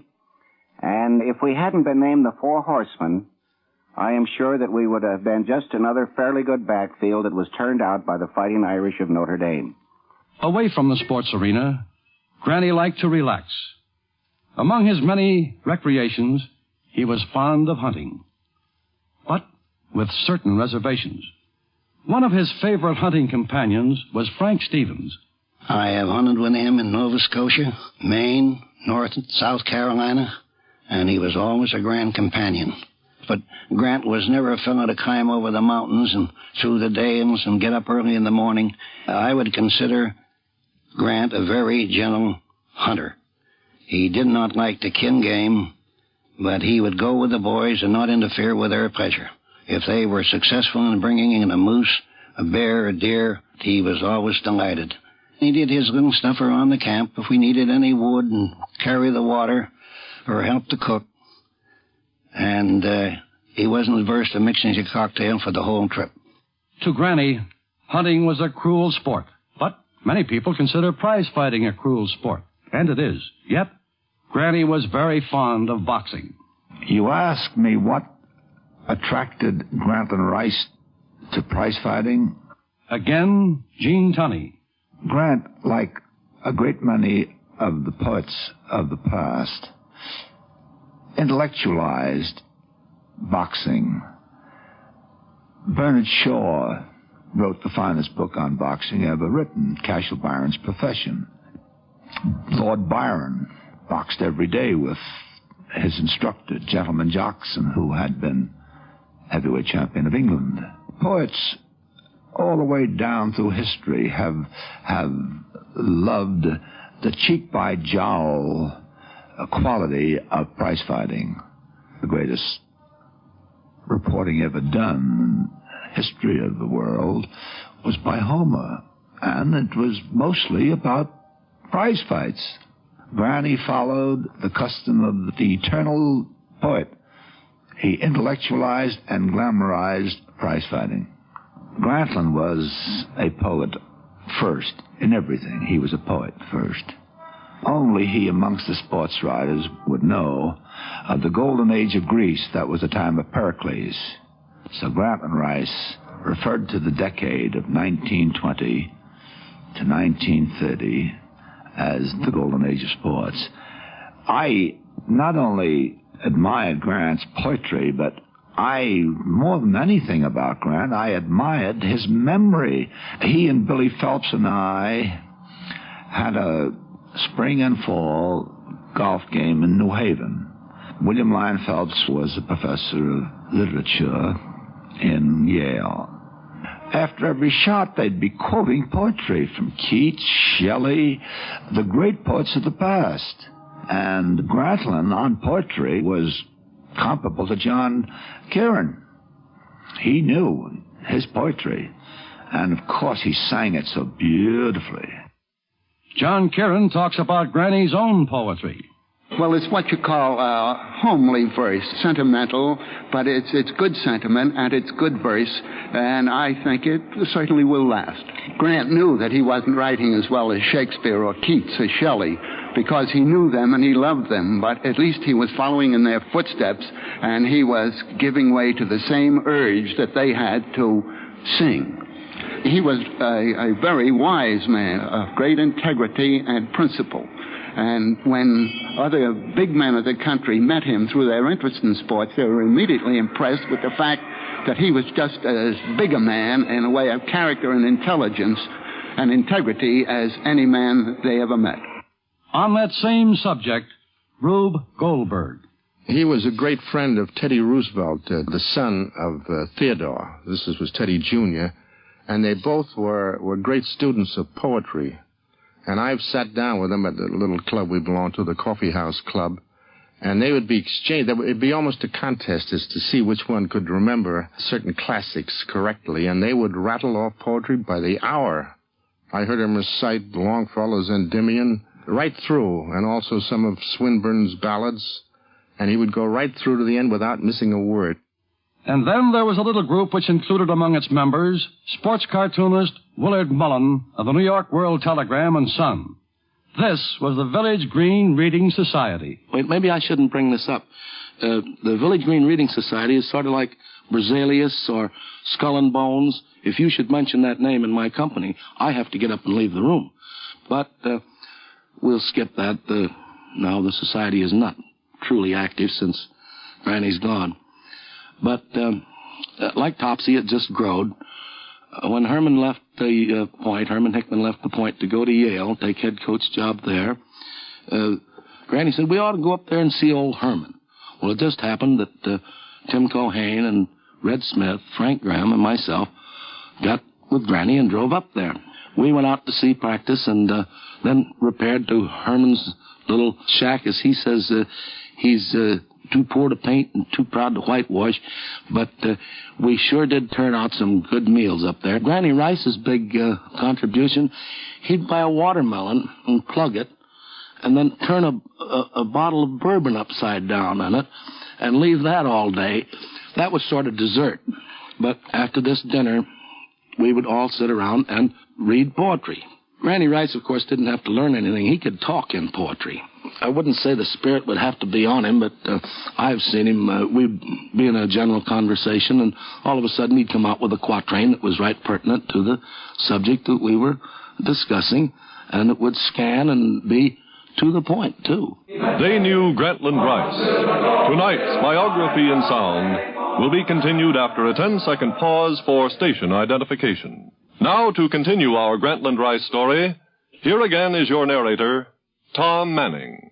In his later years, Granny became fond of playing the horses. He spent much of his free time at the tracks. One of his favorite companions around the racetracks was the man who is now head of Churchill Downs, sports columnist Bill Coram. Granny didn't start coming to the races until late in his career. He liked to play the daily double, for instance. And I can recall a time at Hialeah when he threw a bunch of tickets. He was very careless. He threw a bunch of tickets on the floor, and the late Joe Palmer, a great racing writer, just out of curiosity, started picking them up and said, here, some of these tickets are winners. By this time, Granny had walked off, so Palmer went down and cashed the tickets, some $300 or $400 worth, and came back and stuffed it in Granny's pocket. And that was typical. I'm sure that the snoopers, that they call them at the racetrack, could have done very well following Granny around.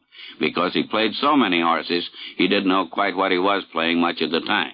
Another frequent companion at the tracks, baseball great Hank Greenberg, general manager of the Cleveland Indians. In the winter, I saw him frequently, about 6 times a week, at Hialeah. While Granny and I tried to pick the winners, it wasn't a question of money because Granny's reputation as a bettor was $2. And he had just enjoyed the satisfaction of being able to determine who was going to cross the finish line first before the race ran.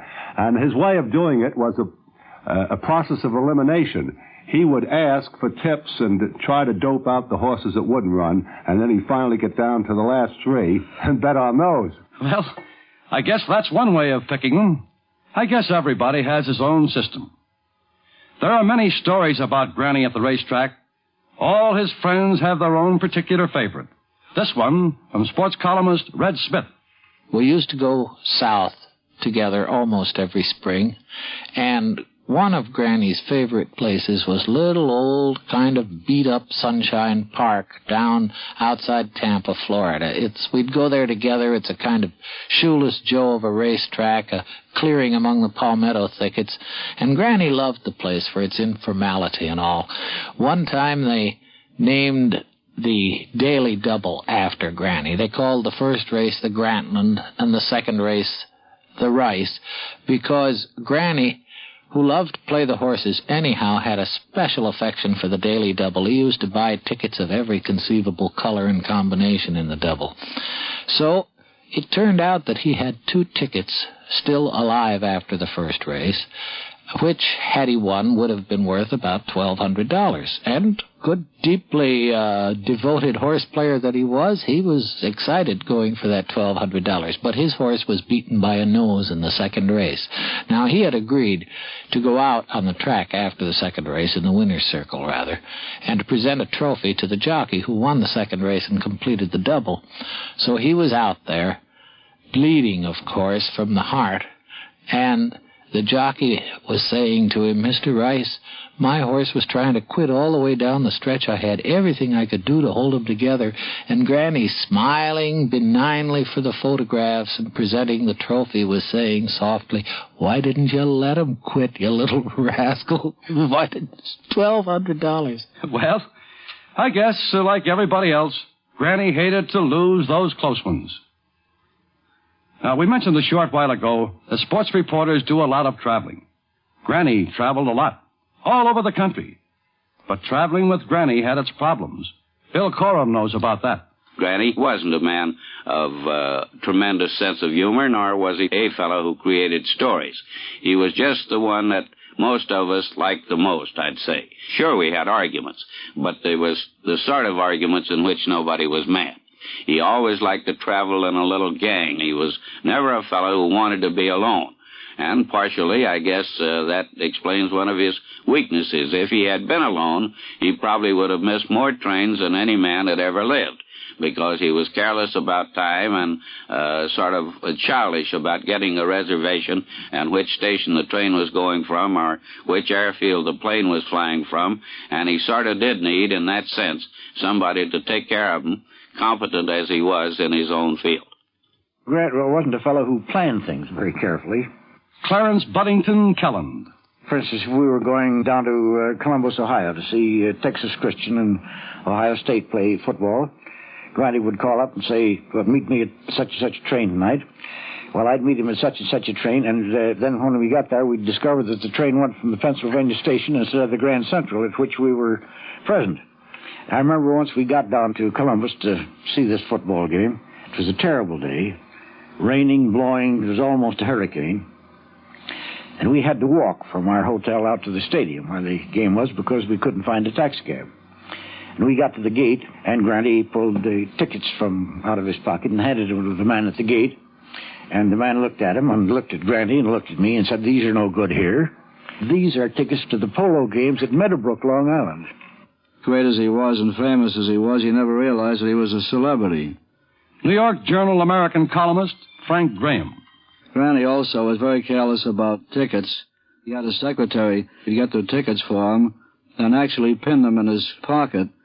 During the World Series between the Browns and the Cardinals, we got out of the cab at the ballpark, and he discovered he had the wrong ticket with him for the game this day, and he said, "What can I do?" And I said, "Follow me." So I went up to the first gate, and I said to the gate tender, "This is Grantland Rice. Right behind me, he's got the wrong ticket." And the man punched my ticket and leaned over and said, "Mr. Rice, how are you? I'm so glad to know you. I've been reading you for years and always enjoyed your columns," and shook hands with him. And now Granny's in the ballpark. We had one more turnstile to pass through. When we got to that one, the same thing. I said, "This is Grantland Rice right behind me." And the man said, "Hello, Mr. Rice. Would you give me your autograph?" And, of course, Granny gave him his autograph. And now he's practically in the press box, and he turned to me and he said, "You've got a lot of influence around here, haven't you?" Sports columnist Red Smith. I think of the time when Notre Dame was playing Army in one of those spectacular games in the Yankee Stadium, the games that always sold out and when tickets were at such a tremendous premium. Granny's tickets, his working press tickets, somehow went astray in the mail. And he discovered that with very little time to spare, and typically, characteristically, he went down onto Broadway. Instead of hollering at somebody, "Please get me in," he went down to Broadway and bought a ticket from a speculator, at premium price, of course. Then he went up in the stands and sat there among the crowd with his typewriter on his knees until the game was over, and apologetically begged his way into the press box afterwards to write his story. The press box where Granny belonged, if anyone else in the world did. He was, after all, the dean and the boss of all the rest. He never seemed to appreciate that he was the big man he was, because I remember when I heard that story about the Army Notre Dame game, I howled, "Granny, why didn't you throw some weight around?" Granny said, "Well, to tell the truth, I don't weigh much." Granny had the happy faculty of making you believe that you were one of his closest personal friends. And, come to think of it, you were. Granny knew an awful lot of people. They were all his friends. Not just sports people, but folks in every walk of life. Businessmen, for instance, like Coca-Cola's president, William E. Robinson. In the years I knew him, he knew more people of all kinds outside the sports world than any reporter I ever knew, whether sports or otherwise. Knowing so many people of all kinds, he understood people better. I think this enabled him to write with better insight into their interests in whatever game he was covering. This knowledge of people, which came to him because people liked him and people sought him out, and people of all kinds did, was, of course, one of the things that contributed greatly to the fact that he was always a happy man.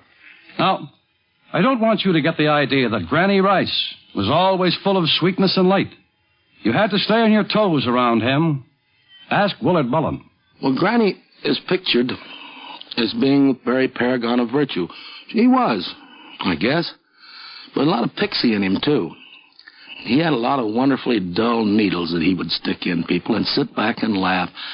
Well, he would get fun out of any situation that there was, and he was a great competitor, as you know. But if he did happen to lose, which was occasionally, he didn't lose often, he lost gracefully, but look out for him the next time. A little bit of bulldog in him, too. He was a fighter in a gentle way, let's say. He was innately polite. I'm sure Granny just liked people. But he could dislike people, too. But he wouldn't be rude. He just would have nothing to do with them. You want to hear a story, a dramatic story, which has never been told before? Tommy Armour, one of the immortals of golf. He wrote a story about a certain man. I didn't like the story. It was true to the Wright's tradition of building a guy up. But the build-up was absolutely false. But Grant didn't think so. I wrote a rebuttal in another magazine. And if you don't think that caused a sensation, Armour and Rice, dearest friends, writing stories about each other. And I put Grant on the pen. I really put him on the pen. A man who had written more nice things about me than any 50 people in the world. Some justified, some came out of his generous, lovely mind.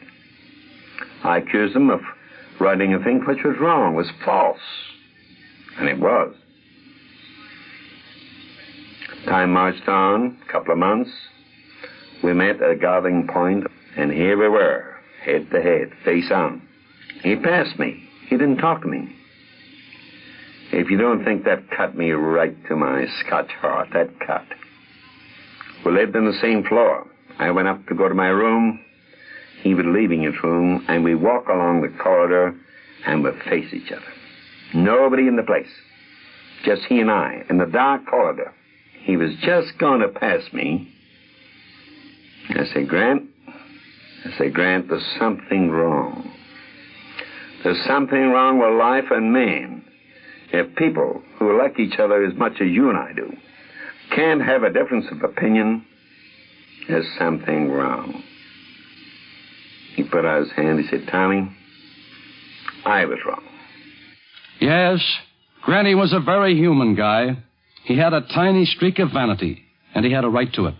But he had an awful lot of integrity. NEA sports editor Harry Grayson can fill you in on that. Grandin Rice had that wonderful dignity that made everybody look up to him. As in later years, we called him the Dean, and he rather liked it. He liked it. He didn't care for an off-color story. He liked an amusing story, but he'd walk out on anything that wasn't absolutely legitimate. I remember they signed Billy Kahn and Joe Louis to box, a benefit show. Grandin Rice was chairman of the committee. And Jacobs, the promoter, agreed to let them box for the 100% charity show. When it developed that Lewis owed Jacobs $100,000 and some odd in tax money, and Kahn had borrowed money from Jacobs, and Jacobs wanted that money back, Grandin Rice just walked out of the room. If any deal in his book wasn't absolutely right and legitimate, he wanted no truck with it. Granny Rice could handle a typewriter with the best of them. In fact, I believe he was one of the fastest writers in the business. The typewriter was one mechanical gadget he could cope with. But some of the other modern devices gave him trouble. Frank Graham used to help out. Well, in 1950, at the World Series in Philadelphia, Granny had been ill just before that. Granny and Red Smith and I had a suite in the Bellevue, and the manager sent up a large-screen television set for us. So the next morning he wasn't feeling well at all, and I insisted he not go to the ballpark, that he stay back at the hotel and see the game on television, since he didn't have to be at the ballpark, since he didn't have to write a play-by-play story. He could see the game on there, write a story, call a messenger, and get it off. Well, he finally, but reluctantly, agreed to do it, and then said, but I don't know how to turn on the television set. So I left it on. So Bill Coram and I came back from the game, and going up to our room, walking down the hall, Bill said, Granny must have company. And I said, no. We said, I hear voices coming from there. I said, it's the television set. He doesn't know how to turn it off. So here was Granny sitting in front of the television set, looking at something, either Howdy Doody or a similar performance. And I said, how was the ball game? Well, the ball game was wonderful. The rest of the stuff has been terrible. And I said, why didn't you turn it off? And he said, I don't know how to turn it off. And just then Red Smith came in, and hearing that, said it wasn't that. He was just too polite to turn the set off and walk out on the actors. Red Smith. If ever I knew anyone who could do very little besides type and play golf with his hands, it was Granny. In the days that I knew him, his fingers, his mechanical gifts were, well, somewhat more than limited. Copy readers who were on the desks handling his copy in Granny's younger days have told me that it was immaculate. It was just remarkably clean, and if they were pressed on deadline, it was never necessary to edit his copy, to go through it for corrections, because there were almost surely not going to be any errors. They'd grab the copy and railroad it right to the composing room. By the time I knew him, arthritis had stiffened up his fingers a little bit, and I always had the impression, looking at his copy, that he had written it in longhand and edited it on the typewriter, because it seemed to me there were more longhand insertions than there were lines of typescript. His typewriter would jump a couple of spaces between letters, and he rattled on so fast. He was a remarkably fast writer. Even in his late 60s and early 70s, Granny Rice kept up the pace, traveling all over the country, covering the major sports events. He held on to that enthusiasm he had as a cub reporter just off the Vanderbilt campus. But his closest friends began to notice he was beginning to tire just a bit.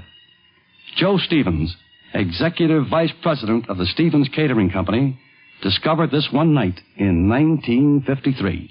The time when it was first noticeable that Granny had lost quite a bit of ground was the night of the Marciano-Charles fight at the Yankee Stadium. As usual, Granny checked into our office quite a while before the semifinal. He'd probably there an hour before the main bout was to go on. When it came time for the main bout to go, he says, I'm tired. And we had one of our top men take him and carry his typewriter to his seat in the working press. This was the first time that there had been real evidence of that Granny was not quite up to himself physically. Early in the 1930s, Granny Rice had joined the North American Newspaper Alliance, headed by John Wheeler, his old friend from the early reporting days in New York. Granny's column was distributed by the NAMA from that time until his death on July 13th, 1954. Grantland Rice lived a happy life and never seemed to be afraid of death. I suppose he contemplated it as does anyone who passes 70, but he didn't fear it. I believe he looked at it as Henry Mencken did, the inescapable last act. Grant's last column was released for publication Monday, July 19th, a few days after his death. Since he wrote on a schedule that required preparing most of his work 4 or 5 days in advance. The title of the column, The Spotlight. His final effort is headed, They're Always Replaced. It begins as old stars in baseball fade out. The gaps are filled largely from the most unexpected spots on the map. John Wheeler had the sad duty of writing 30 on Granny's last column. Shortly after Granny Rice died, I had a letter from his great friend John McNulty, the writer who used to go to the races a good deal with Granny. John wrote, Granny always seemed to me to be a saint who drank dry martinis and bet on horses. I didn't mean to be irreverent because I guess under the horse playing and the rise of plain water on the side and swear words now and then I may be a kind of religious man. Saints, I think, must have been people who had hardly any faults, possibly none at all, although I don't believe that. And saints must have been people who did a lot of good for other people, preferably without a great hullabaloo about it. Just the same, I think I'd be nervous and pretty self-conscious if I were ever hanging around with any of the saints I read about or heard about. Those saints are so good they'd make me nervous, make me feel like a heel and a bum, probably. That wasn't the way it was with Granny. He measured up to my own personal definition of a saint. A jolly, companionable one that it was enormous fun to be with. For one thing, I don't think Granny ever hurt anybody in his life. You can go through the thousands of columns he wrote, and I bet you won't find 10 knocks. And if there are 10 knocks, then the odds are 6 to 1 even that they were against real, certified, aged-in-the-wood heels and no good nicks. So he's a saint, all right, Granny was. A nice, easy-going, easy-to-be-with saint. And without half trying, too. Grantland had what I consider the tip-top philosophy. For when the one great scorer comes to mark against your name, he writes not that you won or lost, but how you played the game. Friend, this has been the story of Grantland Rice, a man who believed that good sportsmanship was a way of life.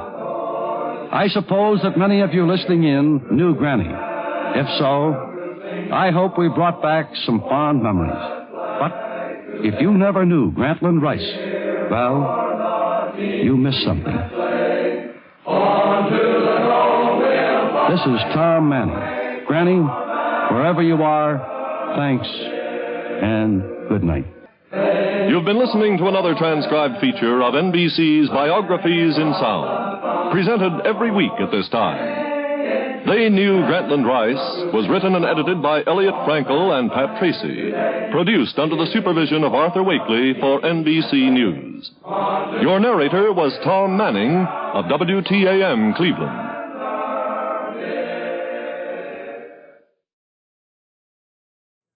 Stay tuned for Talk Back with Happy Felton. If you're a father or mother, we don't have to tell you that children often take suggestions from outsiders more readily than they will from you. Oh, suggestions like washing the hands more frequently or raking up the leaves or helping with the dishes.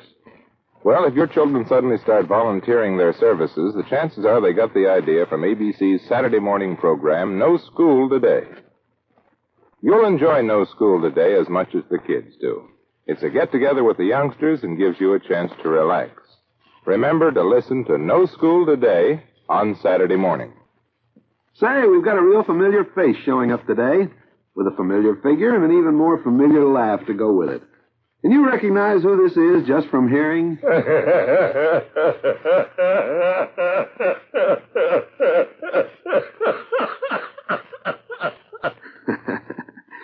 Doesn't that just make you want to laugh yourself? Did you guess who it is? You'll find out what he had to say in answer to a letter today on Talk Back, transcribed and presented by the American Broadcasting Company, starring... Hi there, this is Happy Felton. And the other star of the show is... You, my friends. To make Talk Back happen, we need your letters. Send the letter to me. We'll see if we can't get an answer for you. My address for your mail is Happy Felton, Post Office Box 40, Grand Central Station, New York City. But let's dip into that Box 40 mailbag, see what's the first letter up for today. Tucson, Arizona. That's where it's from. And hey, it's addressed to me by Mary Nicholson. Guess she wants me to find an expert for her. That's okay, too, so let me read the letter.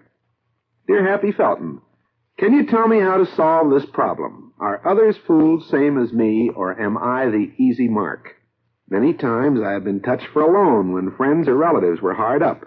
But try and get the money back. That's the question. I know for sure if I could get some of the money back that I loaned, I sure could use it to get myself a few things. If you ask them for it just by hinting, they ignore it. If you threaten them with a lawsuit, you lose friends and are called hard-hearted. If you write them a letter requesting the money, they throw the letters away. Can you tell me how to be able to get back a loan made to friends?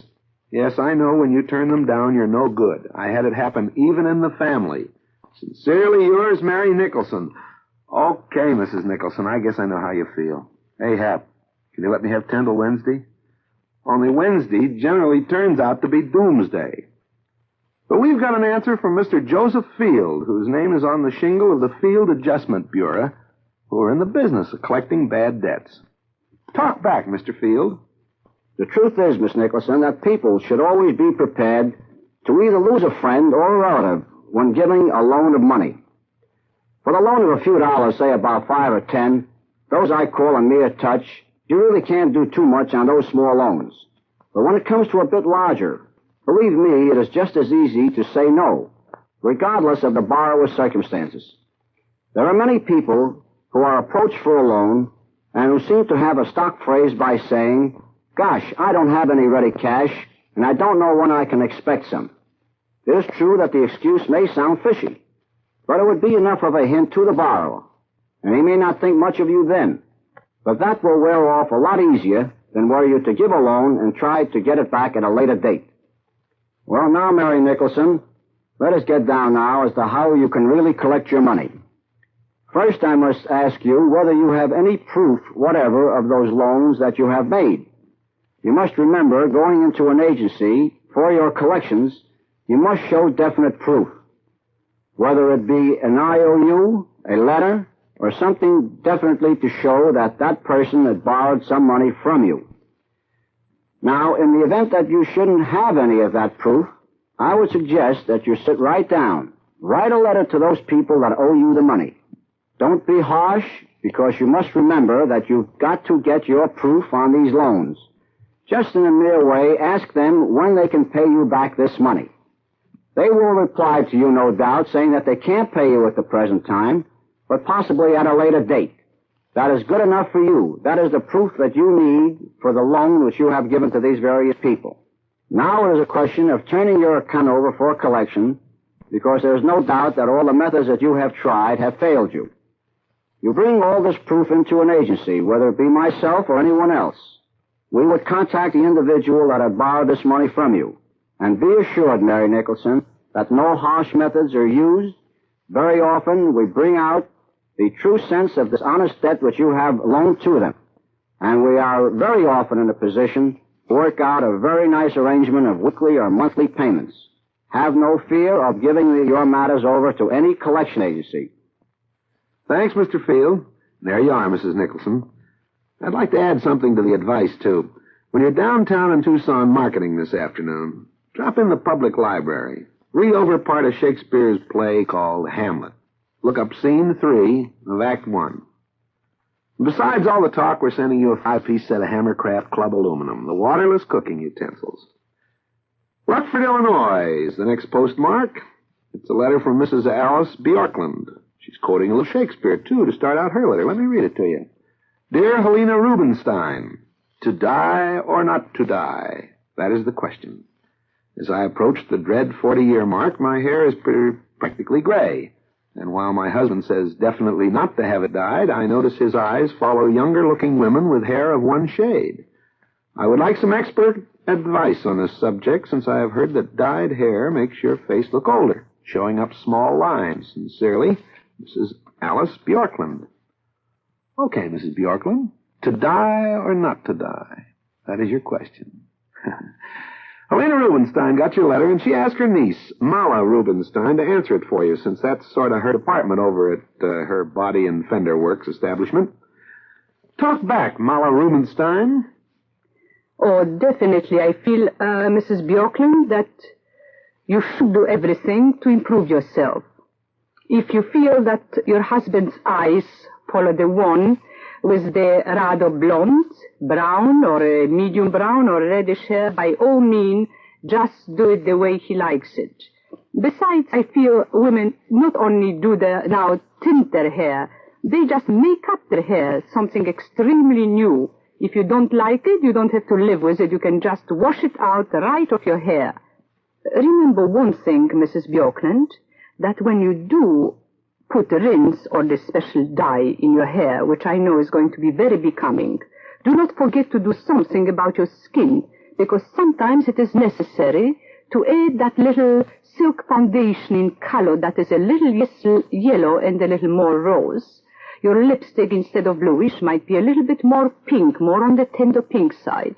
And maybe your eyebrows should fit it, and lashes should fit the color of your hair also. Just make it a very soft blue mascara, maybe brownish pencil, or any other make like to use, and one that will suit the color of your hair. In my own experience, Mrs. Bjorkland, it's amazing to see what women are able to do to themselves. I heard recently a very amusing remark. A woman has changed her makeup. She has even changed the color of her hair. Was not a drastic change, but anyhow from a very drab grayish to kind of a golden blonde, very soft color. She put a new dress on. She reduced a little too. And when she came home and then her husband looked at her, he said, "What a wonderfully becoming hat you have." It proves that sometimes they don't exactly realize what it is, and I think that's the very subtle way of being able to do things to yourself which improve you and really make you look younger and more beautiful. Well, there's a husband for you, Mala Rubenstein. I'm the kind that wouldn't have even noticed the hat, I suppose. But thanks a lot for taking time out from the famous Helena Rubinstein's salons to come over and give Mrs. Bjorkman the benefit of your experience. And Mrs. B, we're sending you a lovely strand of Laguna simulated pearls that come in a handsome gold kid carrying case. They'll go with any color hair. I hope you like them. Hey there, Barbara Rosen down in Miami, Florida. We got your letter to Edward Arnold, and I've got news for you. We got Edward Arnold to answer it for you. Of course, right now, Barbara and I are the only ones that know what's going on, so let me read your whole letter. Dear Mr. Edward Arnold, my husband and I often reminisce about the old-time shows in years gone by. But, of course, the only bad part is that he says I cannot prove all I do say. So please, Mr. Arnold, tell me if I'm right. I remember you way back in the stock company of Richmond, Virginia, where I was born. I didn't miss a show of yours. You were with Grace Scott, Lucille Laverne, and also John Warner. Tell me, Mr. Arnold, what became of the rest of the cast? I am very proud of what a good name you have made for yourself. I love those parts of Mr. President you play now. When I see you in the movies, I feel as if I have known you all my life. I still have one of your old pictures. You're a good symbol of real American manhood. I must have a good answer, as my husband will call me a fibber, so talk back if I am not mistaking you for another Eddie Arnold.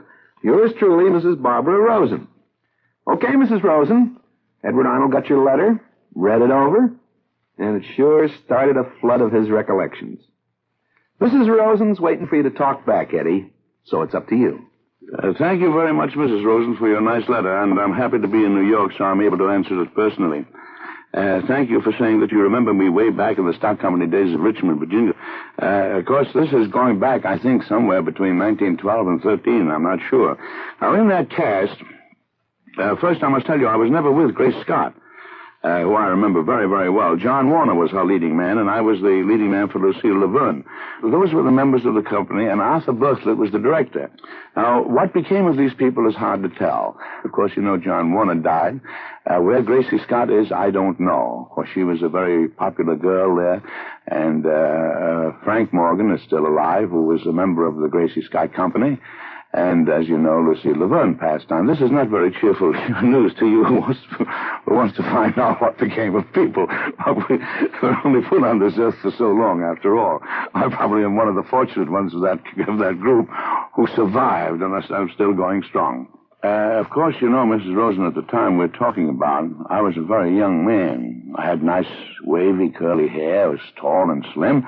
And now I'm getting a little balder and perhaps a little stouter. Naturally, we all get a little settled. But perhaps you'll be interested in knowing what happened to me after that. Well, after we got out of town, we did take the company down to Savannah, Georgia, and again we were stranded there. The sheriff came down on us, and we had to give a benefit performance to get out of Savannah. I then came back to Richmond, and I lived with some friends for a while because I'm not ashamed to say it. I didn't have very much money, and they took me in and gave me a room. But I came back to New York in 1917, and again, it was pretty tough to have to get a job. And what was more, they couldn't see me in a white tie or a black tie or a business suit, so there were no blue shirt leads, as we called them then. I finally was selected to play in a picture, in a play rather, called Whistling in the Dark with Ernest Truex, which play took me to the coast. And when I got there, I stayed there. They seemed to want me for some reason or other, but it was the break that every actor waits for. And so from then on, we became more or less successful in pictures. Of course, the first star part was Diamond Jim Brady. I've been out there for 18 years. And going on tour with this play now, it'll be the first time in 18 years that I've been on a stage.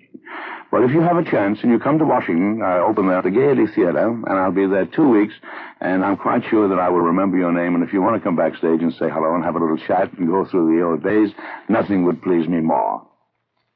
There's one for you, Mrs. Rosen. Eddie Arnold says drop in and see him whenever you're in town. Well, we're sending you a LeJohn electric hairdryer, Mrs. Rosen, one that we got from my friends over at the J.J. Connolly Corporation, the well-known distributors over here on West 40th Street. Here's a letter to Jinx Falkenberg, and it starts out, do you think that girls who go out to business have less chance of getting married? Talk it over with your husband Tex and see if he reacts against women who... Hey, look at the clock. Jinx will have to answer that one tomorrow. Along with a lady who puts on a high-pressure scream about high prices that got a high-pressure moan right back. Now, don't forget the address for your letters to me. Happy Felton, Post Office Box 40, Grand Central Station, New York City. We'll be back tomorrow, so tune in and see what the good word for the day is on Talk Back. Remember, the address for your letters is Happy Felton, Post Office Box 40, Grand Central Station, New York City. Talkback is produced by Gordon Auchincloss, edited by Pierre Verspet, transcribed in New York. This is ABC, the American Broadcasting Company.